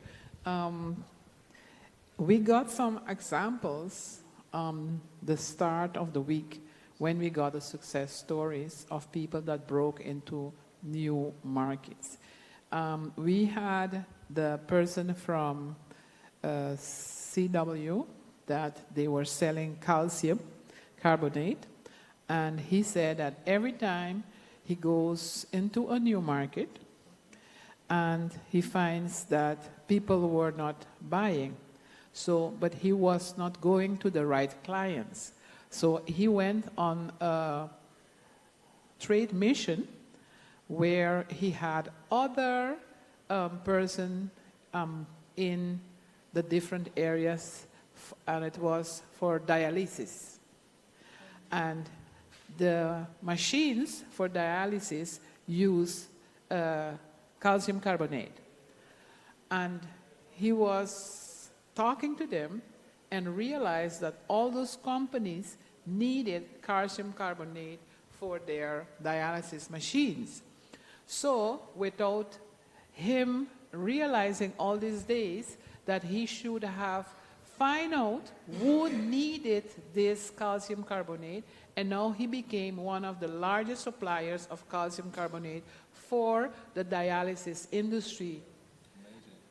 So I believe it is important that you find your niche, find the right person that needs your product, and you sell, put your profile, create this image that you are sharing something rather than selling, and you will be able to be successful and get the rewards. And it was the same thing with majority of the success stories that we had over the days. I couldn't agree more. And listen, I started my first company when I was 13 years old, so I've been in business now for 40 years. Had some success and sometimes not. But at the end of the day, today, I will still go to a trade show with a little booth and not talk, but listen to people, because you get feedback. And that's what you sometimes need to do. A little pilot project for a day, get your last $500, go there, go on a trade mission, talk to the government, maybe they have even a little voucher incentives that you go on a trade mission and give it a try. Listen, so this is what we're solving. Oh, and you learn, and then you go back and you MVP again. Your minimal viable product. You make it better again. But you got to keep trying until you get it right. And then you will learn that it maybe works on the other side, and it works in Germany, but it doesn't work in Canada, because it's always a little bit different, but you will get it right. I feel confident in that. Yeah, you'll get it right. And when we talk about services, the MVP is how you package that service in a way, and then maybe people don't get it. So you have to refrain on how to, well, you can say, well, I do coaching, but maybe coaching is not what people are asking. So how are you going to offer the same services, but in a way that people get it and that people need it? No, I don't need a training, but yes, but that is a know-how that maybe I can give in another way. And usually now people pay like a training, do it yourself, then a coaching, do it with you, or do it for you. And every time you do that, it's a higher markup on pricing. Find yourself a coach, a business buddy, a mentor, come to events like this and get more knowledge. Because the smarter you get, at the end of the day, the more revenue you will get. Yeah, you will equip yourself with the necessary know-how for each on how to get into. I like the presentation of the Dominican Republic, all the areas that you can sell your product in, and how you highlighted the comparative advantages of the different cultures, because that's another thing. Some cultures requires different strategies to get in, and some cultures are more straightforward. And you mentioned we are right in the middle of four different cultures. We are with the French, we are with the English, we are with the Dutch, and we are with the Spanish. The Spanish people, they are very emotional, and they like to, be personal. But the English, they are very straightforward. When you reach Jamaica, you need to know how the Jamaicans do business, because they are very straightforward, but that's nothing personal. But as soon as you come, you break into the business, and next, we can have a beer. But once it is business, it's business. So, and yesterday, I don't know who mentioned that with the Asian businesses, you have to build this trust. You need to Sometimes you reach there, they eat, drink, and if after all of this relationship, you build the trust for you to start now the negotiations and the business. But it all depends how they have perceived and if there has been a trust. If no trust, no business. So I believe these things are very important. With the Dutch, how it goes? Oh, horrible. With the Dutch, we like to do a kopje koffie. We have coffee. And so whenever you have a business meeting, it's going to take probably 45 minutes. And you got like 3 cups of coffee, and you're all hyper from coffee. And then you start the business meeting. So that's the Netherlands. Then you come to America and say, hey, how are you doing? Well, the reason I'm here, boom, bam, boom. And 10 minutes later, you got $1 million contract. Now imagine I'm flying back and forth. So whenever the first couple of meetings in the States, I fall asleep because they didn't give me any coffee. But when you come back to Holland and say, hey, how are you doing? They're like, what happened to him? He's so American, he's so fast. And that's just 2 different countries. So imagine me being here the first time in Curaçao. I needed Sam to help me out here because I was half the way drinking coffee and the other half I was way too American fast. So you got to understand the local culture, and you need your business buddy. You need somebody that can help you, because believe me, you're going to make mistakes. But hopefully we can all laugh about it. But you need somebody that helps you in the local market and understand the local couleur and the local way they do business. And then it's up to you to adapt. And if you adapt, you're good to go. Yes. Just one comment.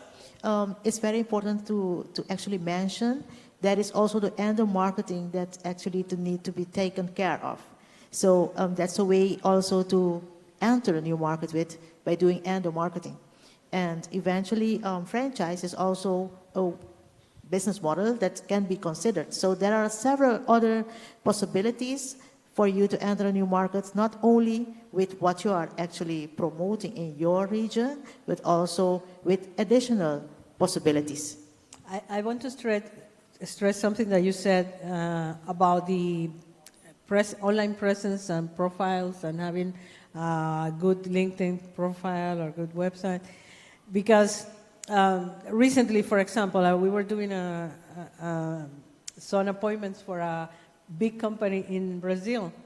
It was a big company, and they wanted to meet the oil companies in Guyana, but they have no web presence. So the people were asking, so, okay, this big guy, where is the website? No website. And the guy, and when we told the guy, but why you don't have a web presence? I don't believe in the web. But it's not if you believe or don't believe, it's that your clients are asking for it. So he had to prepare something to prove that he was a big shot. But you know, it was a hard sell, because the first thing people would do is that.